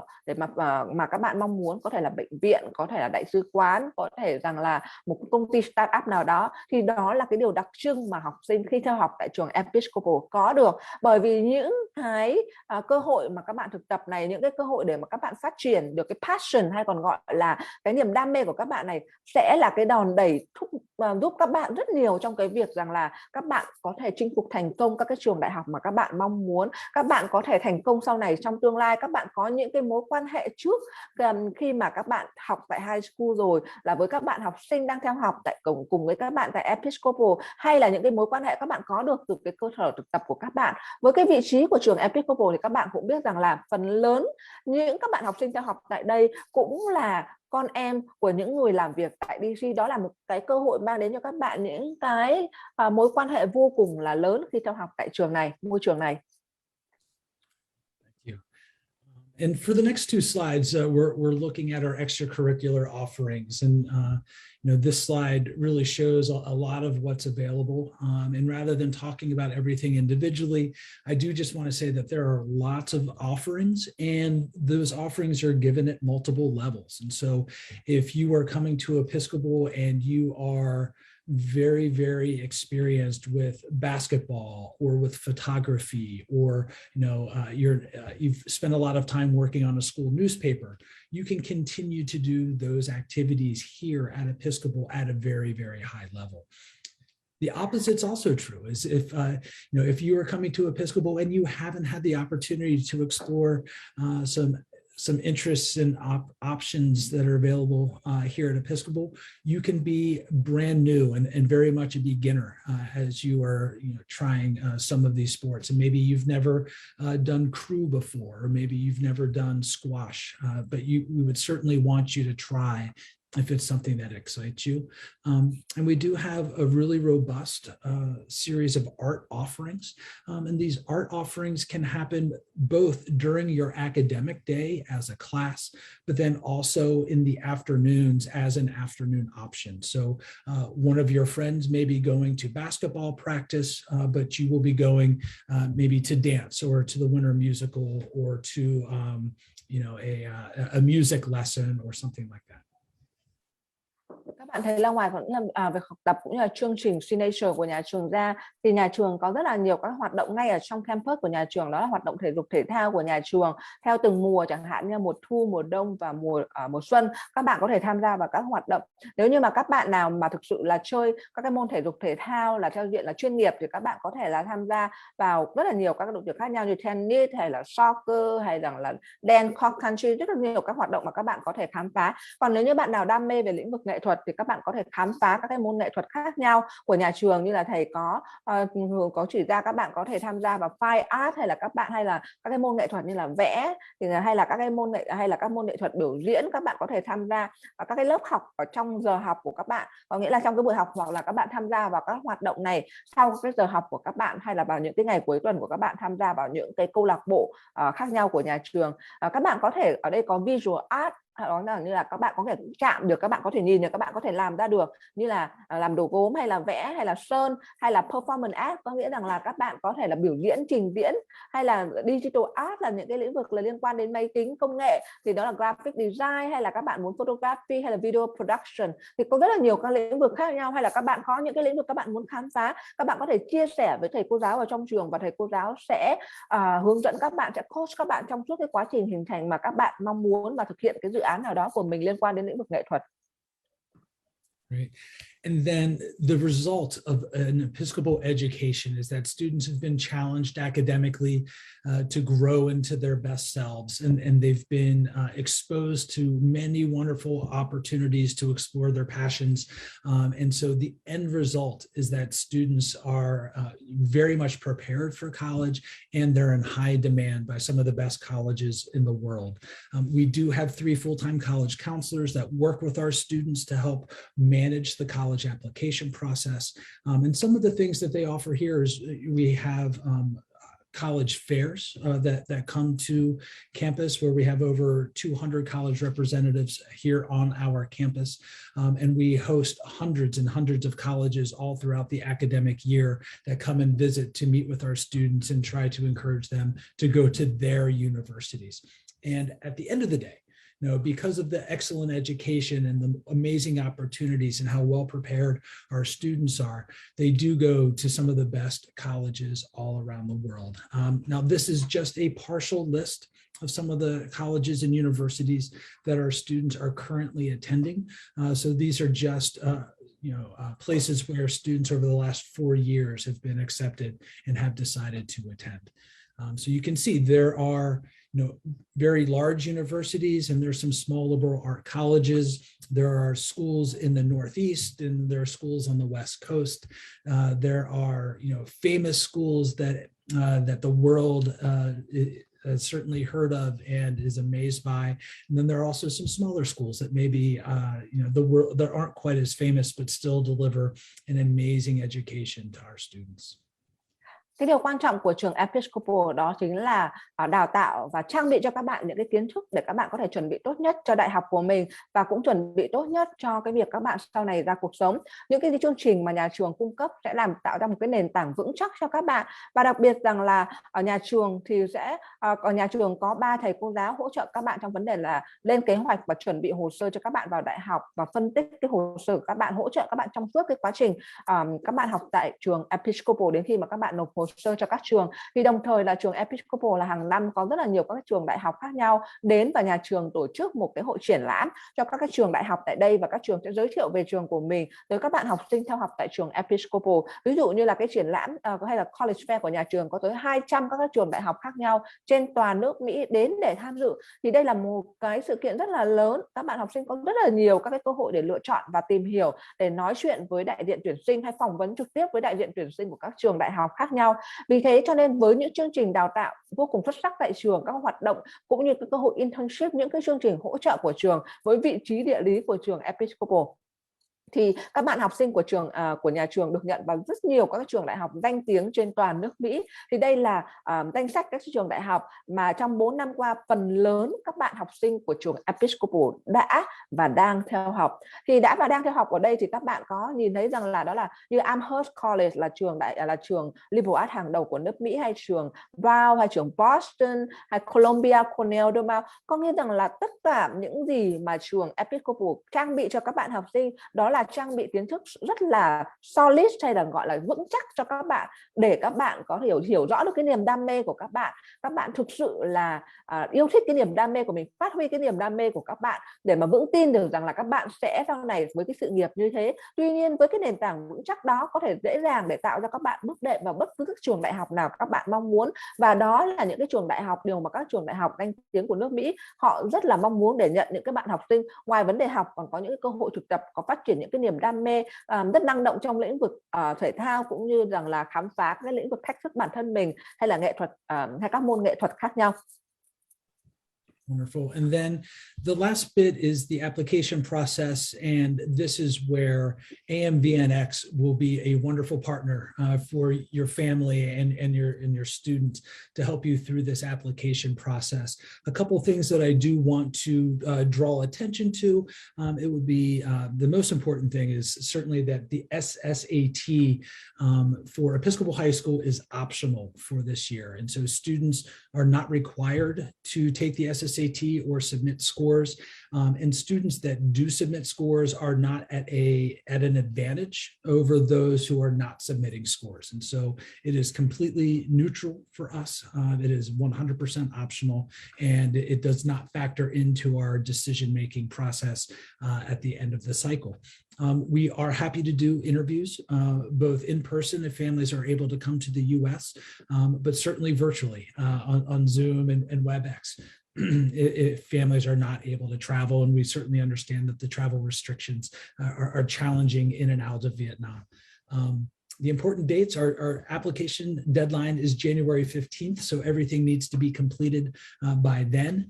We do offer financial aid to international families, although it is much more limited, and it is more restricted to countries where we don't have very many students. And so it would be a little bit more challenging for students from Vietnam to qualify and receive financial aid, but certainly not impossible. We let families know of our admissions decisions on March 10th, and then families have a month until April 10th to weigh their options and inform us of their decision whether to attend Episcopal or not. And with that, that is the end of the presentation. Huang, I know you probably need to translate that last little bit, so I'll keep that up for you. But thank you. You know what, for the application process, I think I have everything in my mind, because boarding top boarding school has the same requirement, only anything optional or not, so it's just fine. Yeah, so the như vậy quá trình tuyển sinh của nhà trường Episcopal thì đó là gồm các bạn sẽ tất nhiên là phải hoàn thiện đơn xin nhập học rồi qua hệ thống SAO, hay rằng là các bạn sẽ phải có thư giới thiệu cũng là của 2 thầy cô giáo cũng như là một advisor của các bạn, hay là thầy cô giáo chủ nhiệm của các bạn. Các bạn cần phải có bài thi tiếng Anh chuẩn hóa, ví dụ như là các bạn cần có phải TOEFL hay là Duolingo hay rằng là IELTS thì các bạn sẽ cần phải nộp cho nhà trường. Còn SSAT đây là một trong những cái điều kiện năm nay của trường Episcopal sẽ là optional, có nghĩa là các bạn sẽ không cần phải nộp khi mà các bạn không có cái cơ hội để thực hiện bài thi SSAT. Các bạn sẽ phải tham gia vào phỏng vấn với trường Episcopal. Có thể là nếu như các bạn có cơ hội để đến Mỹ trực tiếp, các bạn có thể tham gia phỏng vấn trực tiếp với trường Episcopal. Còn ngoài ra các bạn có thể tham gia phỏng vấn trực tiếp qua Zoom hay là có thể là qua Skype, đó là tùy thuộc vào cái lựa chọn của nhà trường nữa. Và đồng thời là nhà trường có đưa ra cái quy trình tuyển sinh, có nghĩa là deadline của nhà trường là vào ngày 15 tháng 1 và cái hạn để mà nộp cho cái xin hỗ trợ tài chính. Và đồng thời thì như thầy có chia sẻ là cái hạn để ở cái hỗ trợ tài chính của nhà trường rất là giới hạn và vô cùng là cạnh tranh nữa, cho nên rằng là thường rằng là rất là cạnh tranh với các bạn học sinh Việt Nam. Vì thế cho nên các bạn khi đã theo học tại trường Episcopal là các bạn hãy xác định rằng là sẽ là gần như là đóng toàn bộ, hoặc rằng là nếu như có được các bạn sẽ được một cái số lượng rất là nhỏ mà thôi. Và đồng thời rằng là cái ngày để mà thông báo kết quả của trường Episcopal đó chính là ngày 10 tháng 3 hàng năm, là cái kết quả chính thức của nhà trường được đưa ra là bạn được nhận vào nhà trường hay không. Và vào tháng 4 là các bạn sẽ phải trả lời cho nhà trường là các bạn có theo học tại nhà trường hay không. Và như vậy là phần thuyết trình của thầy Ben Douglas sẽ dừng tại đây. Nếu quý vị phụ huynh và các bạn học sinh nào có bất cứ câu hỏi nào dành cho thầy, các bạn có thể bật micro của mình và đặt câu hỏi trực tiếp đến cho thầy. Còn nếu quý vị phụ huynh nào có câu hỏi dành cho thầy thì tôi có thể phiên dịch trực tiếp cho quý vị phụ huynh với những câu trả lời, đặt câu hỏi cho thầy và tôi sẽ dịch lại những câu trả lời của thầy cho quý vị phụ huynh và các bạn học sinh. Không biết là quý vị phụ huynh hay các bạn học sinh nào có câu hỏi nào trực tiếp dành cho thầy Ben không ạ? Sương ơi, cho mình xin hỏi thêm một vài thông tin về phía nhà trường đó. Vâng ạ. Thì thứ nhất là cho mình xin biết cái mức học phí của nhà trường là cái thứ nhất ha. Thứ hai là học thuật của nhà trường thì trong cái bài trình bày của thầy thì cũng khá đầy đủ rồi. Cũng như định hướng thể thao thì mình cũng thấy chương trình hoạt động thể thao cũng thấy đầy đủ. Còn một chút mình hỏi là tới 8 cái khu vực ký túc xá như vậy thì thì cái nhà ăn hiện tại thì nó có 8 luôn, đầy đủ luôn, hay là sẽ như thế nào, và cái thời gian mà các con nó ăn buổi trưa với nhau á, thì nhà trường sẽ cho trong khoảng thời gian là bao lâu. Cái thứ hai nữa là với những cái ngày nghỉ cuối tuần, ví dụ như ngày nghỉ chủ nhật đi, thì các con nó có được ăn đủ 3 bữa hay không đó. Thêm một là mình hỏi luôn là trong cái khu vực mà trong phòng như vậy thì cái khu vực vệ sinh rồi nhà tắm này, cái khu vực tắm nó có nằm riêng trong phòng hay không, hay là nó sẽ tập trung trong một cái khu để mình sử dụng chung giữa các dãy các phòng với nhau đó. Vâng. Vâng, để em gửi câu hỏi cho thầy. So Ben, her question very long. So let me translate it. So in the presentation, we you said that there are 8 dorm on the campus. So how about the dining hall? How many dining halls do you have? If you have a dining hall for each dorm, or do you have a common dining hall in which dorm? And so you can answer that question, and I can move to the next one. Okay, sure. That it's a great question, but it's an easy answer. We just have one dining hall, and it's wonderful because everybody can eat together at the same time, and so it's quite large. And we do have 2 seated meals throughout the week where all of the students eat at the same time, and they sit with their advisors, and we all have assigned tables that we get to sit at and enjoy a meal together with our advisory groups. And so it's a really wonderful time where everybody comes together to eat and to share and to have fun. Her second question is for the lunchtime, how long the student have for lunch? Well, that's actually a more difficult answer. Because I know some school have only 30 minutes, like between the class and then transfer and that type of thing. So I think probably that's what you wonder about. Right. So the interesting part about the Episcopal schedule is that lunch is an extended block of about an hour and 20 minutes. And that block is what can be used by the teachers in addition to their class period to take students into Washington, D.C. during the academic day without students having to miss classes. So if a student has a Washington experience with their class, having lunch will be a part of that experience, either while they're out in DC, or maybe a lunch that they take with them or that they eat beforehand.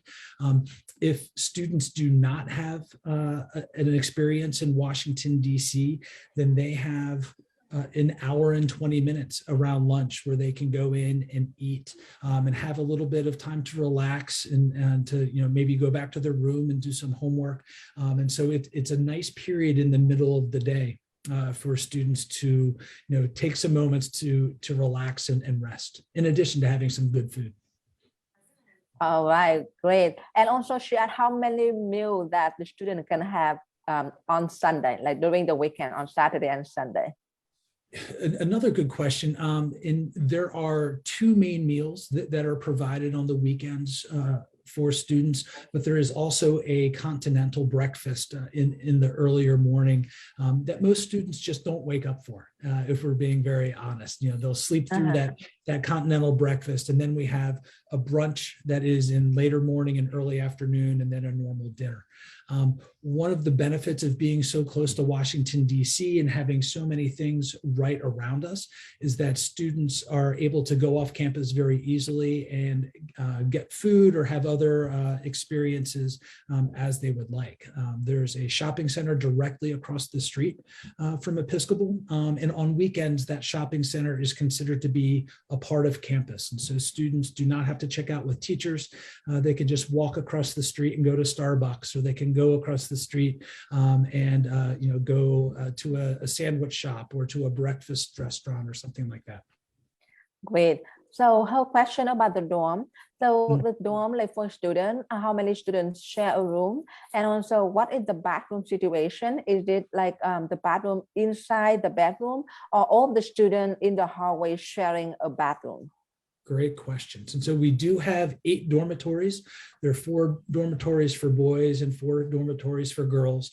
All of our 9th graders will live together. And so there's a 9th grade specific dorm for boys and a 9th grade dorm that is specific for girls. And then the other 3 dorms for boys and girls have 10th, 11th, and 12th graders all mixed up within those dormitories. The majority of our dorm rooms are doubles, and so each student will have a roommate, but we do have some singles that are available and also some triples that are available as well. So there would be 3 students in those rooms. All of our dormitories have hall bathrooms. So there is a bathroom at the end of the hall that students will all share. But once you're inside the bathrooms, everything is private. So there are private shower stalls and private bathroom stalls for students to use. So it's a good blend of being efficient, but also being private. Okay, thank you, Ben. Như vậy là câu trả lời của thầy có nghĩa rằng là các bạn học sinh khi theo học tại nhà trường thì giờ ăn trưa của nhà trường thì thông thường cái khoảng thời gian đó là khoảng là 1 tiếng 20 phút. Thì có những nhóm các bạn học sinh thì thầy cô giáo sẽ đưa vào trong DC để tham gia vào cái chương trình như thầy có chia sẻ chương trình Signature của nhà trường đó ạ. Thì ăn trưa của các bạn học sinh đó thì sẽ được kết hợp trong cái chuyến đi đó cùng với các thầy cô giáo luôn. Còn thông thường thì các bạn học sinh tại nhà trường có khoảng thời gian 1 tiếng 20 phút để các bạn có thể ăn trưa, các bạn có thể là nghỉ ngơi một chút hoặc có thể là ôn bài trong cái khoảng thời gian đó. Nhà trường thì có một cái khu ký túc xá, có một cái nhà ăn chung dành cho toàn bộ các bạn học sinh theo học tại nhà trường. Và tại đây thì các bạn sẽ được giao là chẳng hạn như cái chỗ vị trí nào các bạn sẽ ngồi với các thầy cô giáo nào. Và như vậy rằng là các bạn khi mà các bạn đến ăn thì các bạn sẽ đúng cái vị trí đó. Còn về ăn vào cuối tuần thì nhà trường là có cung cấp 2 bữa chính gọi là brunch cũng như là buổi tối. Còn ngoài ra thì vẫn có một bữa sáng nhẹ dành cho các bạn học sinh, nhưng nhìn chung thầy chia sẻ là phần lớn là các bạn học sinh là không có dậy sớm để mà ăn cái bữa sáng nhẹ đó, thì các bạn thường là ăn bữa brunch hay là vào cái bữa ăn tối mà thôi. Còn ký túc xá của nhà trường thì nhà trường có 4 ký túc xá dành cho nam, 4 ký túc xá dành cho nữ. Trong đó các bạn học sinh lớp 9 thì toàn bộ là các bạn sẽ ở cùng với nhau, là lớp 9 boy riêng và con trai riêng, và lớp 9 dành cho con gái riêng. Còn các bạn lớp 10, lớp 11, lớp 12 thì ở các cái ký túc xá còn lại, thì trong đó thì các bạn là có cái sự rằng là ở cùng với nhau, tất nhiên là nam và nữ tách biệt. Và các cái phòng ký túc xá của nhà trường thì là có phòng đơn, có cả phòng đôi và có cả phòng 3, còn tùy thuộc vào cái vị trí của phòng cũng như rằng là cái số lượng học sinh.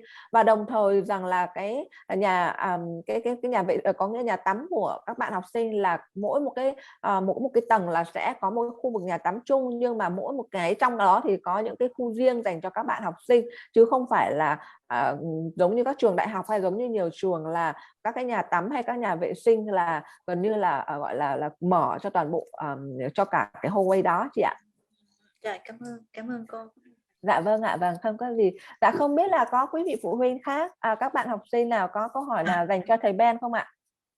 Cô Hương ơi, mình chưa nhận cái câu trả lời về mức học phí cô Hương. Vâng ạ. So what is the total cost to study at Episcopal High School, Ben? I'm sorry, could you repeat the first part? What is the total cost to study at Episcopal?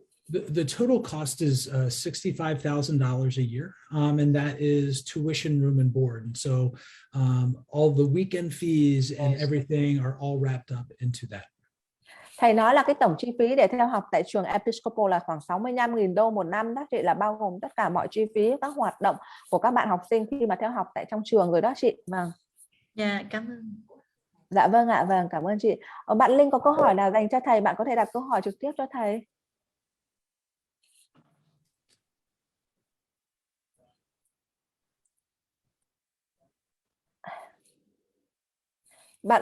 Bạn Linh ơi, bạn có thể bật micro lên và đặt câu hỏi trực tiếp cho thầy đó.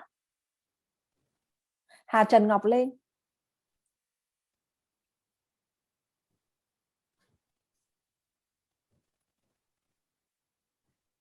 Chị Hằng ơi, vâng, chị Hằng có câu hỏi gì cho thầy, chị có thể đặt câu hỏi cho thầy đó chị.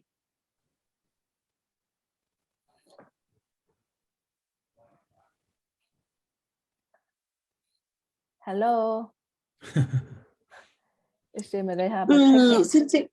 lỗi cô, tức là chị đang muốn xin cái thông tin của thầy về cái chương trình tức là về cái chính sách Finance Aid cho học sinh quốc tế. Tức là đối tượng các con được. Tại vì chị thấy có deadline của cái hồ sơ. Alo. Vâng chị, vâng bạn Linh, chị Linh ơi, chị có thể đợi em một chút nhé. Alo.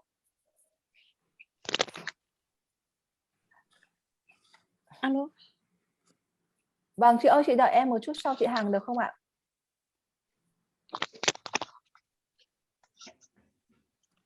So Ben, her question about the financial aid policy, that she would like to know what is the financial aid policy at Episcopal High School.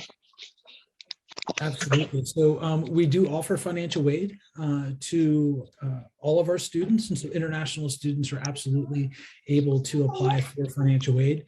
The financial aid that we do give to international students is relatively limited. Most of our budget is reserved for American students.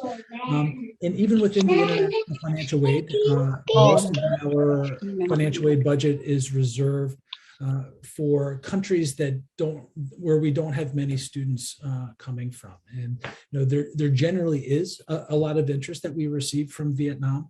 And so it's a little bit more challenging for Vietnamese families to receive financial aid, but it is absolutely possible. So if that's something that your family needs, we would be happy to review your application. It is all need-based financial aid for our international students. And so there is an application required, and the family must have a demonstrated financial need that they cannot afford our school. Vâng, chị Hằng ơi, câu trả lời của thầy rằng là nhà trường có chính sách hỗ trợ tài chính dành cho những gia đình mà thực sự mong muốn cần cái sự hỗ trợ. Và nhưng tuy nhiên thì cái điều này có nghĩa là dành cho tất cả các bạn học sinh mà theo học nội trú tại nhà trường. Thì như thầy nói thì cũng chia sẻ trong cái phần thuyết trình đó chị, thì là cái hỗ trợ tài chính dành cho các bạn học sinh Việt Nam thì khá là cạnh tranh, rất là cạnh tranh, có nghĩa rằng là đây cái cơ hội cũng không bằng, chủ yếu nhà trường sẽ dành cho những các cái quốc gia mà cái số lượng học sinh đang theo học tại nhà trường rất là ít đó chị, thì thường là những quốc gia đó sẽ được ưu tiên. Tuy nhiên có đó cũng rất là khó, tuy nhiên cũng không có nghĩa là không thể.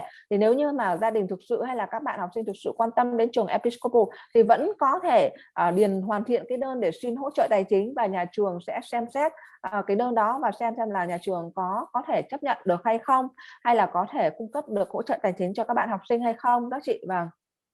Cảm ơn thầy cô ạ. Vâng ạ. Bạn Nghi ơi, bạn Linh ơi, bạn có thể đặt câu hỏi trực tiếp cho thầy bây giờ không?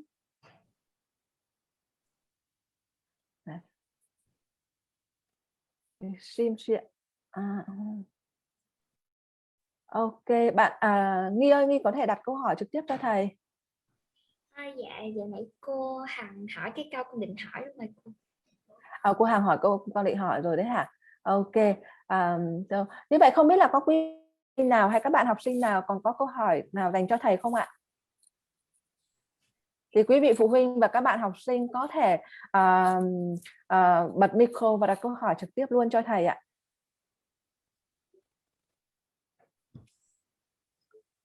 Cho mọi người hỏi hết đi cô Hương ơi, không để nếu mà mọi người không hỏi chị lại cứ hỏi. Dạ vâng, không có vấn đề gì đâu chị hỏi tất cả những cái gì mà chị có thể, bằng nhiều câu hỏi của chị có thể là cover cho rất nhiều quý vị phụ huynh luôn rồi. Và không biết là bạn học sinh nào có câu hỏi trực tiếp nào dành cho thầy Ben không?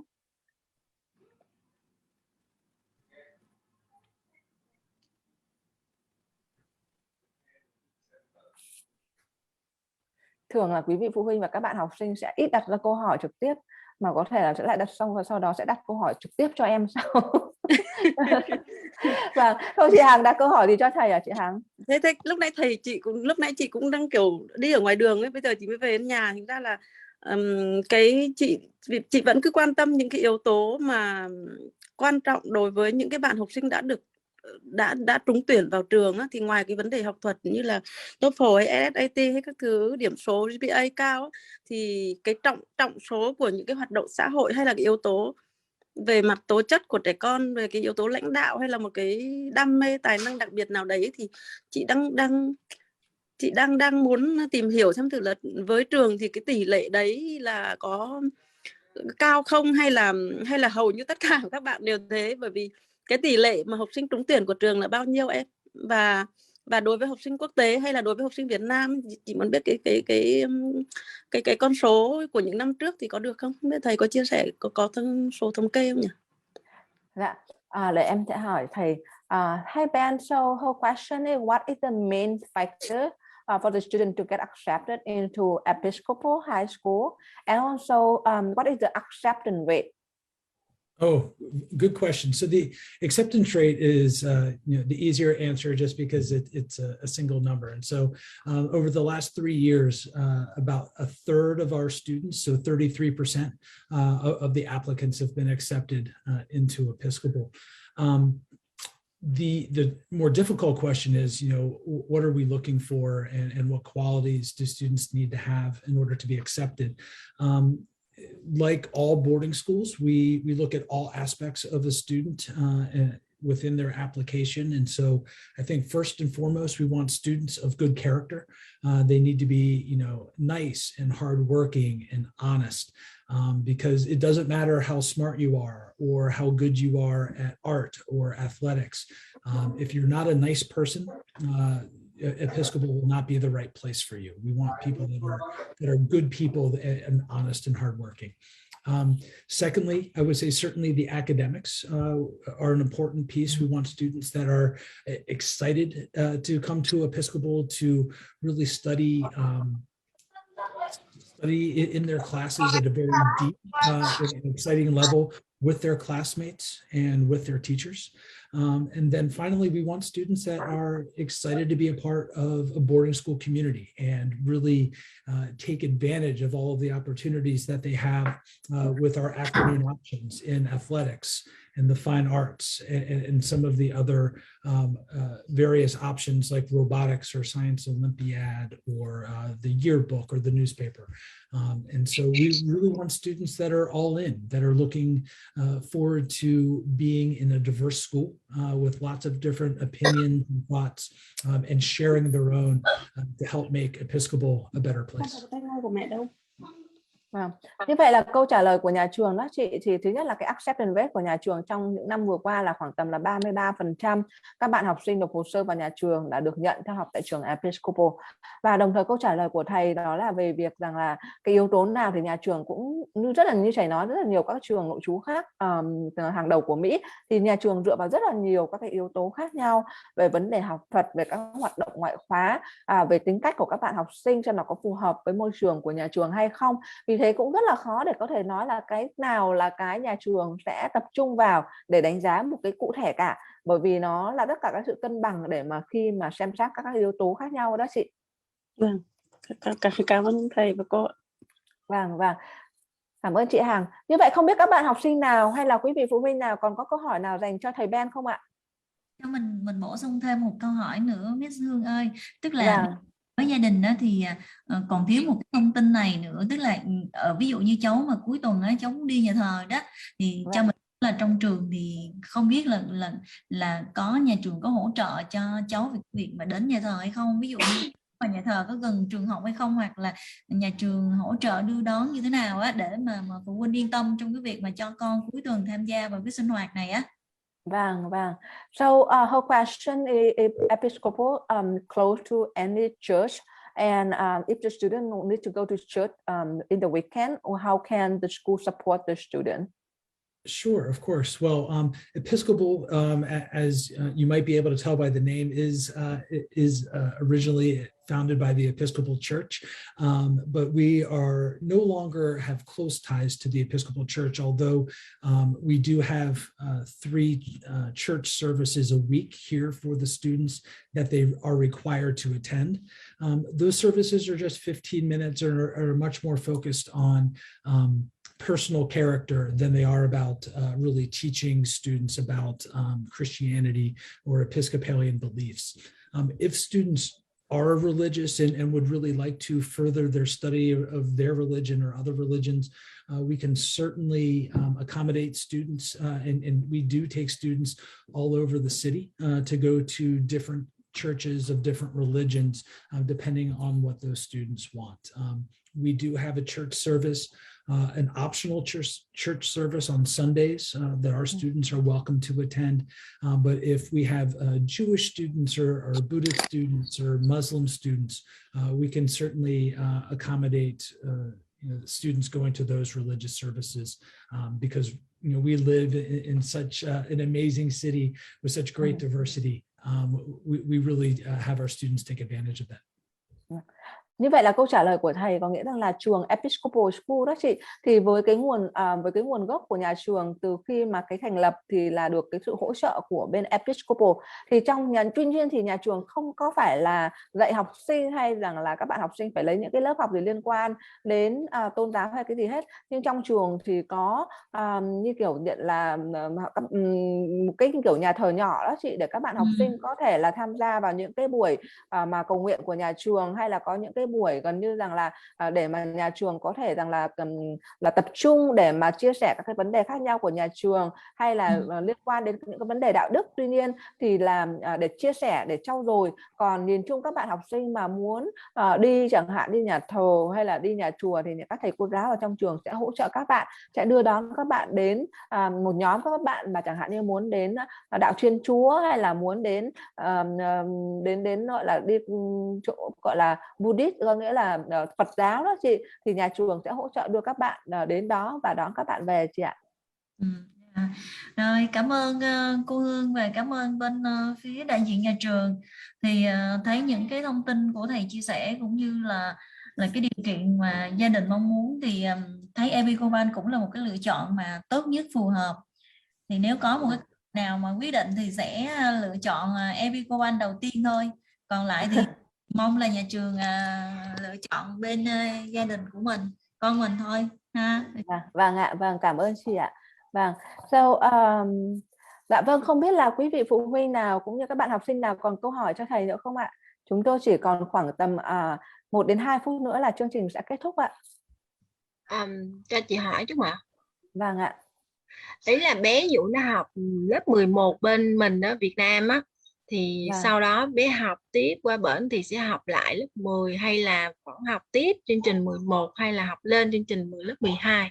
Đấy là cái chương trình đào tạo nó sẽ như thế nào? Vâng. So her question is, her kid currently studying grade 11 like junior. So if she applied for Episcopal, if she have to redo grade 10, or she will be able to go to study grade 11? Yeah, great question. We do accept students into grades 9, 10, and 11 at Episcopal.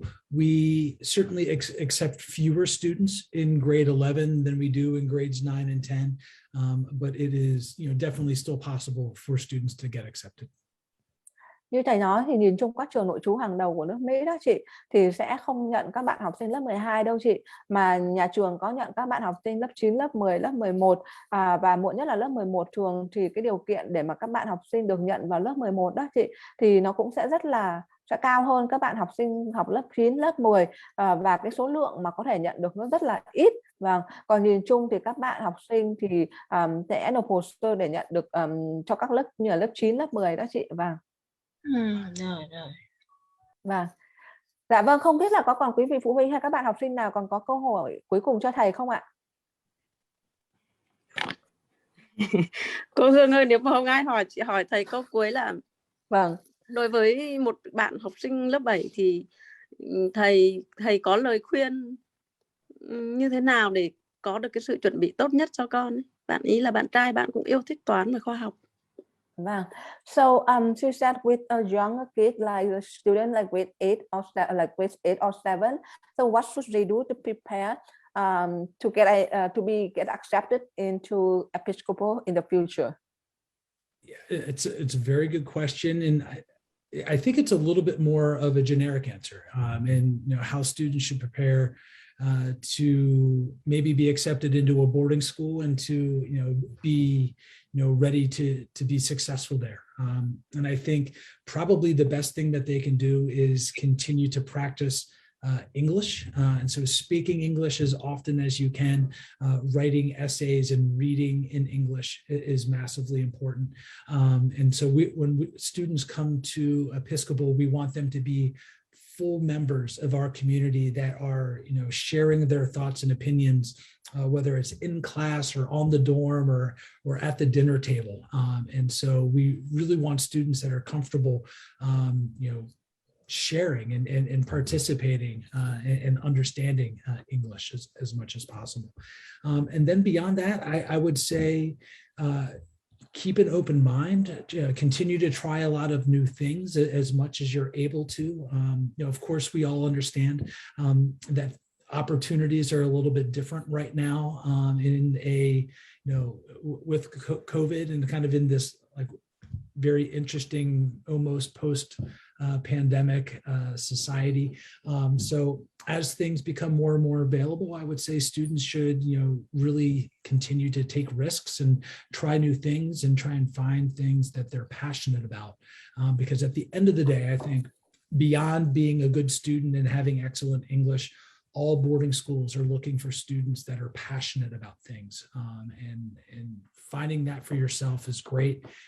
Or even like knowing what you're not passionate about is also great. So by trying those new things, if you maybe try basketball and you decide that no, basketball is definitely not for you, that's a valuable experience as well. And so I would just encourage students to try a lot of new things. Như thầy nói, cái điều kiện tiên quyết đầu tiên đó chị, đó là cái tiếng Anh. Bởi vì khi các bạn học sinh theo học tại trường Episcopal thì các bạn sẽ phải ở trong cái môi trường là với các thầy cô giáo, với các bạn học sinh tham gia vào rất là nhiều các hoạt động khác nhau. Các bạn đủ khả năng để mà chia sẻ những cái thông tin đó. Thì việc các bạn có khả năng, chẳng hạn như khả năng đọc, khả năng viết, việc đọc là luôn luôn được khuyến khích để mà có thể rằng là nâng cao được cái kiến thức của các bạn. Ngoài ra thì các bạn thử thách bản thân mình trong rất là nhiều các cái lĩnh vực khác nhau, có thể các môn hoạt động thể dục thể thao hay là các cái môn như nghệ thuật, để khám phá bản thân mình xem là cái niềm đam mê của các bạn là gì đó chị. Thì đó là cái điều mà các bạn học sinh tại trường Episcopal có, đó chính là luôn luôn là thử thách bản thân mình và không ngại để mà thách thức bản thân mình cho những cái lĩnh vực mới đó chị. Cảm ơn thầy và cô. So Ben, thank you so much for your time today. I think right now it's almost 11 p.m. in Vietnam already, and our webinar will end in a couple of minutes. So again, thank you so much, and I will be in touch with you regarding the student interview and their application in the next couple of weeks. That sounds wonderful. Thank you so much for staying up so late to spend some time with me and Episcopal High School. Hong, thank you, and thank you to AMVNX. You are welcome. So thank you so much for all the support and your time today, Ben, and have a wonderful day. My pleasure. You guys have a great night and a great rest of your week. Bye bye. Bye bye. Dạ, vâng. Cảm ơn tất cả các quý vị phụ huynh và các bạn học sinh tham gia vào buổi webinar ngày hôm nay do AMVNX tổ chức ạ. Nếu như quý vị phụ huynh và các bạn học sinh có bất cứ thắc mắc gì, quý vị phụ huynh có thể liên hệ với AMVNX để được giải đáp mọi câu hỏi.